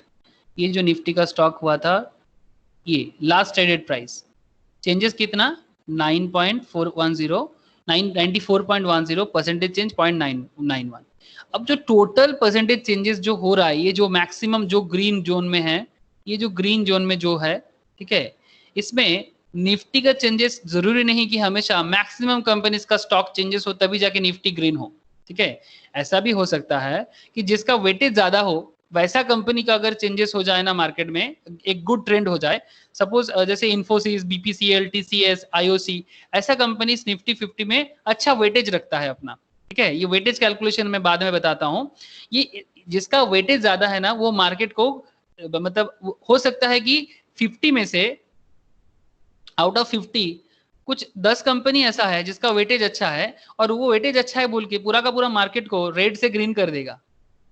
रेड में चल रहा था लेकिन रेड से ये ग्रीन जोन में चेंजेस हो जाएगा, रेड से ग्रीन में चेंजेस हो जाएगा. जस्ट कुछ कंपनी जिसका वेटेज अच्छा हो वो अपने वेटेज के कारण पूरा का पूरा मार्केट को घुमा सकता है. ऐसा भी सिचुएशन हो सकता है. जरूरी नहीं कि ऑलवेज 50 में से 30 कंपनी का चेंजेस हो तभी जाके मार्केट चेंज होगा, नहीं. या फिर 30 कंपनी रेड में है तो पूरा मार्केट रेड में चला जाएगा, ऐसा भी जरूरी नहीं. ऐसा भी हो सकता है, वेटेज वाइज भी हो सकता है. इसी के बारे में बेसिकली एक कंपनी भी तो একটা কোম্পানিও মুভ করাতে পারে, বলছি একটা एक कंपनी भी मूव करा. हाँ, कभी कभी ऐसा भी होता है कि एक कंपनी भी मूव करा देता है मार्केट को ग्रीन सिग्नल के साथ, ठीक है, ऐसा भी हो सकता है. लेकिन उससे पहले वो तो रियल मार्केट डेटा से पता चल जाएगा, लेकिन उससे पहले एक बार देखते हैं ना कि ये मार्केट में मूवमेंट होता कैसे, ये इंडेक्स का पूरा खेल क्या है.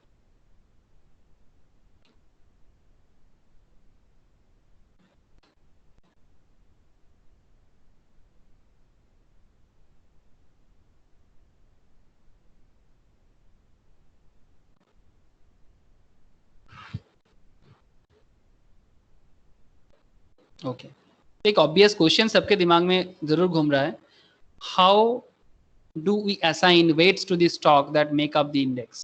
There are many ways to assign weights, but the Indian Stock Exchange follows a method called free float market capitalizations. बहुत सारा मेथड है, बहुत सारा, जिसको ये जितना सारा मेथड है ना वो नॉर्मली मैं फ्यूचर एंड ऑप्शंस में चर्चा करूंगा, ठीक है, उसी की डिटेल्स में है ये सब. लेकिन अभी free float market capitalisations at least तो समझना चाहिए. The weights are assigned based on the free float market capitalisation of the company. Larger the market capitalisations, higher the weight. जिसका कैपिटलाइजेशन जितना हाई उसका वेट उतना हाई होगा. Free float market capitalisation is the product of total number of shares outstanding in the market and the price of the stock. जितना share market में outstanding है और उसका प्राइस कितना है. For example company ABC has a total of 100 share outstanding in the market and the stock price is at 50, then free float market कितना हो जाएगा 100 into 50, that is 5000. At the time writing this chapter, the table 7.1, the 50 stocks in Nifty 50. यहाँ पर देखिए ये 2014-15 का data है most probably. जैसे अभी हम लोग निफ्टी 50 देख रहे हैं ना, सेम वे में ये 15 के टाइम पे 2015-16 में जब ये लिखा गया था ये किताब, उस टाइम पे ये सब कंपनी निफ्टी 50 स्टॉक में था, जिसमें टॉप में था आईटीसी था उस टाइम पे, जिसका वेटेज था 7.60, आईसीआईसीआई बैंक था 6.55 में, एचडीएफसी लिमिटेड था हाउसिंग फाइनेंस में 6.45 में. इस तरह से यहाँ पर 2015 का करीब 50 कंपनीज का डेटा यहाँ पर दिया हुआ है. ठीक है, तो बेसिकली मैं कहना यह चाहता हूँ कि ये जो निफ्टी 50 का वेटेज कॉन्सेप्ट क्या है, इसके ऊपर थोड़ा देख लेते हैं ना. ये जो वेटेज कि यहाँ पर जैसे हम लोग देख पा रहे हैं कि सिंपल कि वेटेज क्या है, ये जो वेटेज है सवाल ये उठ रहा है ना कि ये आईटीसी 7.60 कैसे, या फिर आईसीआईसीआई बैंक 6.55 कैसे, या फिर हाउसिंग फाइनेंस 6.45 कैसे. इसके लिए एक स्टैटिस्टिक सॉल्व करना पड़ेगा. ठीक है, वो स्टैटिस्टिक से हमें एक आइडिया मिल जाएगा. चलिए मैं आपको एक बार दिखाता हूँ वो किस तरह से वो स्टैटिस्टिक सॉल्व करना है.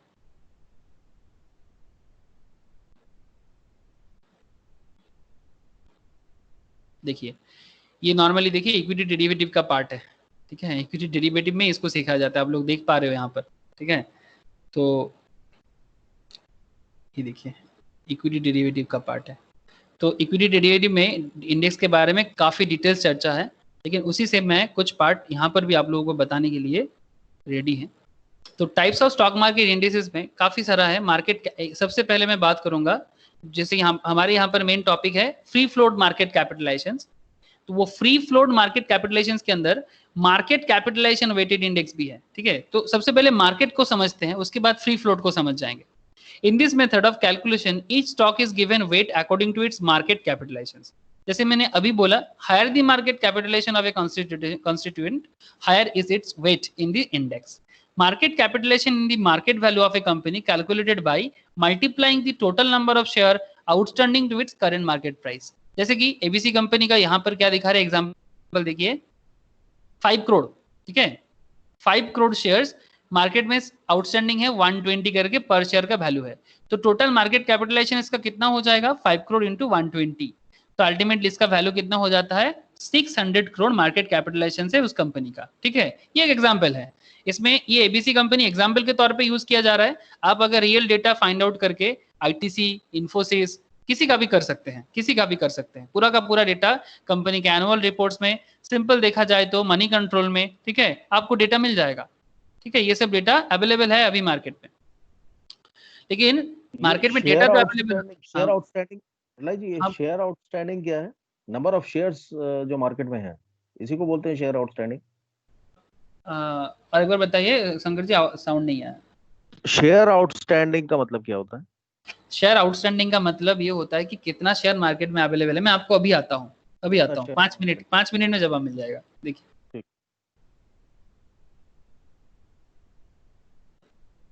आउटस्टैंडिंग का नॉर्मल अगर बांग्ला या हिंदी करे तो मतलब बेसिकली बाकी.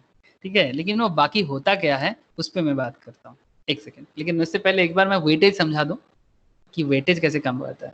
Late us understand the concept with the help of an example. अच्छा एक चीज देखिए, there are 5 stocks in an index. ठीक है, यहाँ पर 5 स्टॉक है. हम लोगों ने ये नॉर्मल एजम्पशन है. ठीक है, ये कोई रियल लाइफ डेटा नहीं है. ठीक है, ये मैथमेटिकल डेटा यहाँ पर बनाया गया है.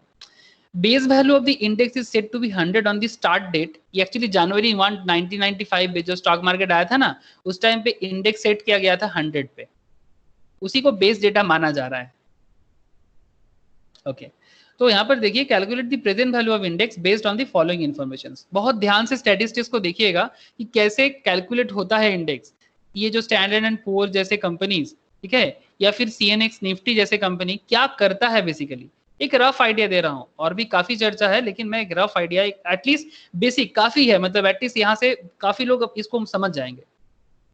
Stock price as on January 1 1995 AZ company का है 150, बीवाई का 300, इसका 450, इसका 100, इसका 250. Number of shares in lakhs में दिया गया है 20 lakh shares, 12 lakh shares, 16 lakh shares and 30 and 8 respectively. आज के डेट में ये जो 150 का शेयर था, इसका दाम अभी हो गया 650, 450, 600, 350 एंड 500। ये करेंट डेटा है। जो 150 था वो 650 चल रहा है, जो 250 था वो 500 चल रहा है। अब इसको कैलकुलेट करेंगे। देखिए बहुत इजी है, बहुत इजी है, बस थोड़ा ध्यान नहीं हटाइएगा, कंसंट्रेशन के साथ रखिएगा। अगर आप लोगों को ये दोनों प्राइस याद है और ये नंबर ऑफ शेयर्स याद है, थोड़ा इसको दिमाग में रखिए। हाँ, ये जो ओल्ड शेयर्स का दाम और कितना नंबर ऑफ शेयर्स कंपनी का है और न्यू शेयर्स का दाम क्या चल रहा है, बस एक दिमाग में रखिए। ओके, अब देखिए इसको कैसे कैलकुलेट करेंगे। 150 shares in lakhs, old market capital कैसे होगा? सिंपल, 150 शेयर्स इंटू 20 कर दीजिए ना। 150 इंटू 20 करेंगे तो 3000 हो जाएगा ना। तो मार्केट ओल्ड कैपिटल कितना हो गया? ओल्ड कैपिटल हो गया 3000 लैक्स। सिमिलर वे में 300 इंटू 12 करके यहाँ पर इस तरह से ये भी इंटू कर दीजिए, इसको भी इंटू कर दीजिए, इसको भी इंटू कर दीजिए। सबको यहाँ पर इंटू करके इस यहाँ पर 3600 लाख, 7200 लाख, 3000 लाख, 2000 लाख, इस तरह से पूरा का पूरा मार्केट कैपिटल इतना सारा कंपनी को मिला के हो गया 18,800 लाख। अब यहाँ से हम लोग निकालेंगे वेट्स। ठीक है, वेट कैसे कैलकुलेट करेंगे? Old weights. ओल्ड वेट्स कितना है? ये जो 1800 800 है ना, यहां से अगर सिंपल आप लोगों के हाथ में अगर कैलकुलेटर हो तो आप कर सकते हो, नहीं है तो मैं आपको दिखा रहा हूं। ये देखिए, ये जो 0.16 आया एजेड कंपनी का, एजेड कंपनी का जो वैल्यू है, ये जो 0.16 आया, कैसे आया इसका देखिए। कैलकुलेशन कैलकुलेटर है तो देख सकते हैं। 3000 डिवाइडेड बाई 18,800, मतलब टोटल मार्केट कैपिटल अगर 18,800 है तो एकदम नॉर्मल वो रेशियो का जो सम्स होता था ना, बचपन में हम लोग करते थे कि अगर टोटल वैल्यू इतना है तो उसमें इसका परसेंटेज कितना है। तो सिंपल है कि टोटल वैल्यूएशन 18,800 है, उसमें 3000 कितना वैल्यू रखता है, तो 3000 डिवाइडेड बाई 18,800 आप करेंगे ना तो आपको 0.16 आएगा, करीब 0.15 कैलकुलेटर में आपको ऐसे दिखाएगा 0.159 समथिंग। ठीक है, इसका मतलब राउंड में 1.16। सिमिलर वे में ये भी है 3600 18,800 में कितना है, सिमिलर वे में 7200 18,800 में कितना है। ऐसा करेंगे ना तो टोटल वैल्यू 1 आ ही जाएगा। ठीक है, अब ओल्ड पोर्टफोलियो में प्राइस वेटेज कितना कैसा होगा? ये प्राइस वेटेज मतलब जो बेसिकली पोर्टफोलियो में दिखता है प्राइस इनटू वेटेज करके, मतलब अगर प्राइस 150 है, अब 150 के साथ 0.16 को इंटू कीजिए। ठीक है, तो 150 इंटू 0.16, 150 इंटू 0.16, तो आपको देखिए 23.94 या 24 के आसपास का वैल्यू दिखेगा। एक्चुअल में यहाँ पर आप कैलकुलेटर करेंगे ना तो ये 0.159 वगैरह जो आएगा ना, इसके साथ अगर आप 150 को इंटू करेंगे तो ये 23.94 आएगा। अगर 0.16 के साथ करेंगे तो 24 आएगा, वो राउंड कर दिया गया। अब इस तरह से प्राइस इंटू वेटेज करके 23.94, 57.45, इस तरह से प्राइस इंटू वेटेज करके पोर्टफोलियो का वेटेज समझ में आ रहा है। अब देखिए टोटल वेटेज कितना हुआ? टोटल वेटेज पोर्टफोलियो का 296.28, टोटल पोर्टफोलियो का वेटेज हो गया 296.28 पुराना वैल्यू में। 95 का वैल्यू है ये, 1995 में वेटेज ऐसा आ रहा है। अब हम लोग सिमिलर वे में न्यू प्राइस को करेंगे एकदम सेम वे जो हम लोगों ने इधर किया। ठीक है, ये पार्ट में हम लोगों ने जो किया, अब सिमिलर वे में ये जो अलग पार्ट है इसको भी करना है। इसमें न्यू प्राइस क्या है? 650। न्यू प्राइस कितना है? 650। अब मार्केट कैपिटल कहां से मिलेगा? न्यू मार्केट कैपिटल सिंपल है ना, 650 के साथ हम लोग इंटू करेंगे, कंसंट्रेशन एकदम मत हटाइए। 650 के साथ नंबर ऑफ शेयर्स इंटू करेंगे, तो 650 के साथ अगर नंबर ऑफ शेयर 650 इंटू 20 कीजिए आपको 13,000 मिलेगा। सेम वे में 450 के साथ 12 करेंगे तो भी आपको नेक्स्ट डेटा मिलेगा। समझ में आ रहा है ना जो कैलकुलेशन मैं समझा रहा हूं? हेलो, हाँ सर। ओके, देखिए अभी समझ में आएगा इंडेक्स कैसे बनता है, जस्ट वेट एंड वॉच। अब 650 इंटू 450 इंटू ये सब इंटू हो जाएगा। ठीक है, अब इंटू होके ये जो वैल्यू यहाँ दिख रहा है बेसिकली ये 13,000, 5,400, 9,600 इंटू करके आया। अब इसका भी वेट कर लेते हैं ना, वेटेज। वेटेज कैसे करेंगे? सिमिलर वे में 13,000 डिवाइडेड बाई 42,500 जो हमें टोटल में मिला था। 42,500। अब 13,000 42,500 का कितना होता है कैलकुलेट करके देखिए, 0.31 होगा। अब यही 0.31 को आप 650 के साथ इंटू कर दीजिए, यही 650 के साथ इंटू कर दीजिए, प्राइस इंटू 0.31, 650 इंटू 0.31 तो आपको मिलेगा 198.82। इस तरह से इसके साथ इसको इंटू कराएंगे ना तो 57.18, 135.53, इस तरह से टोटल कितना वैल्यूएशन आ गया वेटेज का 525.06। अब यहाँ पर आप क्या देखिएगा, यहाँ पर सारा का सारा कैलकुलेशन तो आपको समझ में आया कि ये पूरा वेटेज कैलकुलेशन हुआ कैसे, लेकिन मेनली क्या है कि आपका पोर्टफोलियो वेटेज पहले कितना था, दिस इज योर 95 डेटा, 1995 का डेटा, और आज के डेट में मान के चलते हैं कि आप आज 2020 में आपका इंडेक्स का हालत 525.06। तो मार्केट कैपिटलाइजेशन हमें कैसे मिला, number of shares into market price करके, है ना, number of shares into market price. Similar way में अगर हम देखें कि ओल्ड मार्केट पोर्टफोलियो, ठीक है, old value portfolio is equated to 100, therefore on the scale new value of portfolio कितना है, सिमिलर एकदम सिंपल है कि 525.05, दिस इज अ न्यू, है ना, तो new scale of value of portfolio 520.05 divided by 296.27।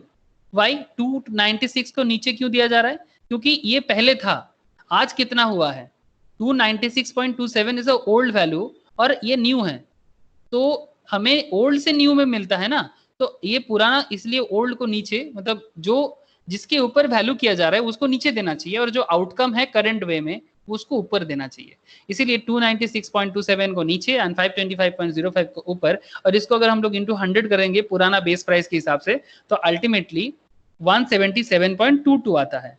अब ये 177.22 है क्या, ये 177.22 क्या है, ठीक है, आप कैलकुलेट करके देखिए आपको मिल जाएगा, बट ये है क्या, the present value index under market capitalization weight method is 177.22, this is the current value of your index. मतलब हम लोग जो अभी निफ्टी में देख रहे हैं ना 10,000 समथिंग, है ना, 10,340 कुछ ऐसा देख रहे हैं ना निफ्टी, वो क्या है, करंट इंडेक्स है। ये मार्केट कैपिटलाइजेशन मेथड में इसी तरह से ये जो 177.22 ये आपका ये करंट 4 कंपनी का इंडेक्स है, ये जो करंट 5-6 कंपनी हम लोगों ने एग्जांपल में लिया उसका इंडेक्स है। पॉपुलर इंडिसेस जो है इंडिया में Sensex Nifty were earlier design on market capitalization weighted method, ये पहले इसी मेथड में अपने आप को कैलकुलेट करता था, तो फिर अचानक से वेटेड मतलब मार्केट कैपिटलाइजेशन मेथड वेटेज से क्या कहां से हट गया, जैसे कि हम लोगों ने अभी डिस्कशंस कर रहे थे कुछ देर पहले कि वो free float market capitalization method use करते हैं, वो सिर्फ not only market capitalization method नहीं। हेलो, हाँ सर, साउंड आ रहा है मेरा, हेलो, हाँ सर आ रहा है तो ओके,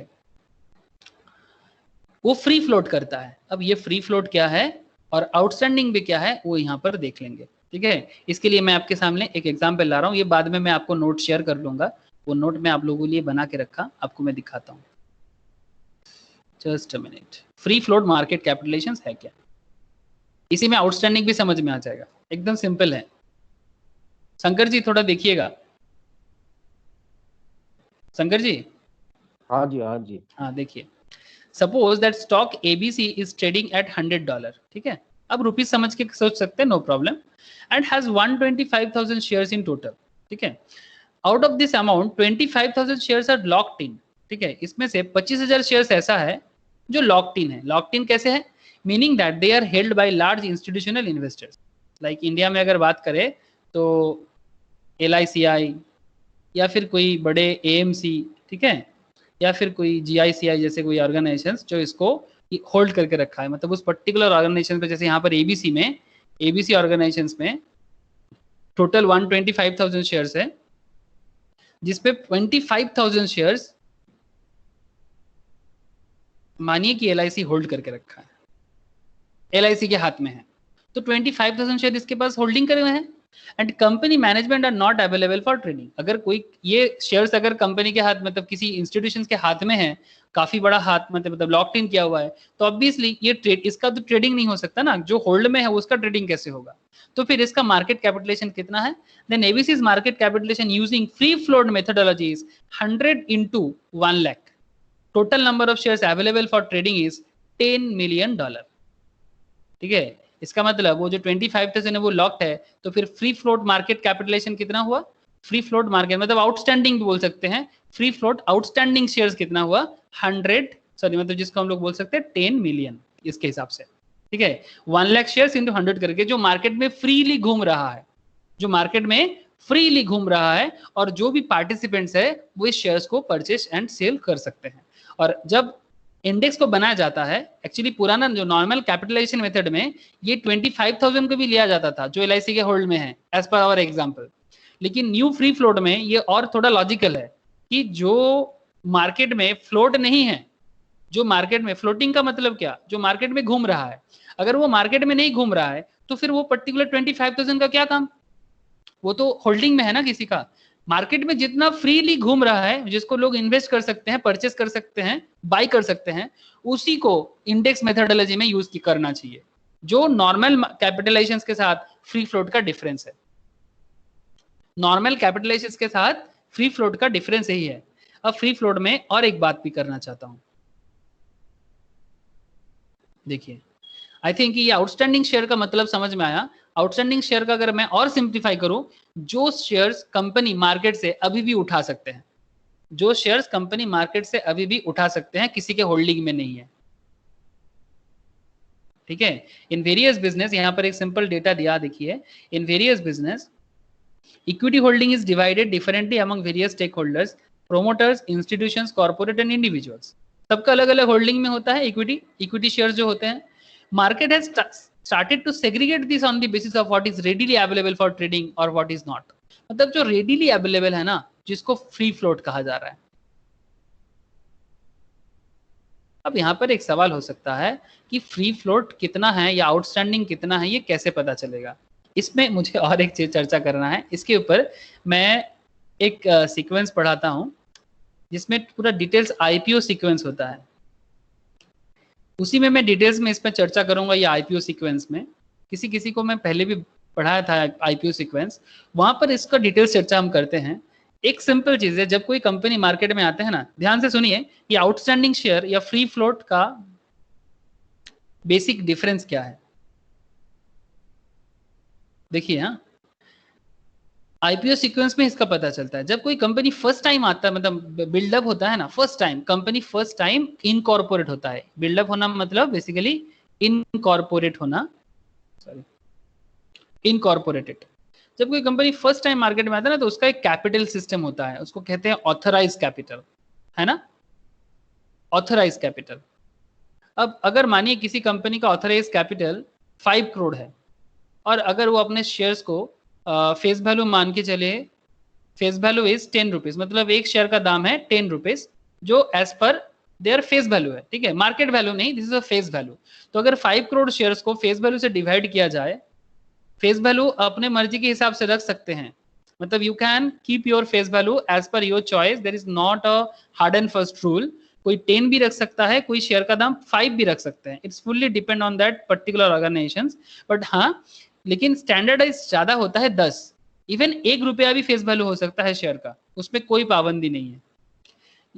अब डिपेंड करता है, ये स्टैंडर्डाइज 10 है, ठीक है। तो अगर 5 करोड़ का शेयर है, टोटल आपके पास ऑथराइज कैपिटल है 5 करोड़ का, और अगर आप उसको फेस वैल्यू से डिवाइड करते हो, तो अगर आपको कोई पूछता है कि कितना शेयर है कंपनी के पास, तो आप क्या बोलोगे, आप बोलेंगे मेरे पास 5 crore by divided by 10 equals to 5 lakh share है, हाँ या ना, सॉरी 50 लाख शेयर है, सॉरी लिखा 50 लाख शेयर है आपके पास। अब पॉइंट ये है कि ये 50 लाख शेयर जो आपका ऑथराइज है ना, इसमें जितना पोर्शन आपने मार्केट में इशू कर दिया, और अगर इशू हो गया मतलब बेसिकली आप जब शेयर के लिए इन्वेस्ट किए थे, जब आप बेसिकली इक्विटी इन्वेस्टमेंट के लिए लोगों को इनवाइट किए थे, तो उन्होंने इशू, आपने इशू किया, पब्लिक आके सब्सक्राइब किया, पब्लिक आके सब्सक्राइब किया, तो अगर 50 लाख में से आपने इशू किया 25 लाख, से फॉर एग्जांपल कंपनी ने इशू किया 25 लाख एंड सब्सक्राइब भी हो गया 25 लाख, बट अभी भी कंपनी के हाथ में आउटस्टैंडिंग कितना है 25 लाख, मतलब ये 25 लाख शेयर्स स्टिल कंपनी को मिल सकता है मार्केट से, ठीक है, और इसको हम लोग फ्री फ्लोट के साथ कैलकुलेट कर सकते हैं। आउटस्टैंडिंग शेयर इश्यू को कहते हैं। अगर कोई सब्सक्राइब कुछ शेयर्स अगर सब्सक्राइब हो गया तो होल्डिंग में चला गया। जैसे हमारे एग्जांपल पे LIC के पास 25,000 शेयर होल्डिंग में चला गया था, तो जो शेयर ऑलरेडी होल्ड में है उसको किस तरह से आप मार्केट इंडेक्स में ला सकते हैं? जो फ्री फ्लोट है, जो आउटस्टैंडिंग है, जिसको कंपनी फिर भी मार्केट में आगे इशू कर सकता है, उसी को फ्री फ्लोट में लाया जाता है। This is all about free float market capitalisation. क्या ये स्टोरी क्लियर है? आउटस्टैंडिंग शेयर्स या free float market capitalisation and the index methodology, construction methodology. Shankar ji, Shankar ji अभी क्लियर है थोड़ा? हाँ जी क्लियर है। ओके, হ্যালো, हाँ बोलो, कोई कुछ बोल रहा বলছি है? এই ইস্যুটাকে রিইস্যু বলে না? नहीं, दिस इज नॉट कॉल्ड री issue, this is a issue, first time issue. हाँ, दिस इज नॉट री इशू। री इशू अलग होता है। तो अगर कंपनी सेकंड टाइम फिर से अपने एम्प्लॉय के अंदर शेयर्स को एफएसओ की तरह लाता है ना, तो उसको री इशू में लाता है। दिस इज नॉट कॉल्ड री इशू। री इशू अलग होता है।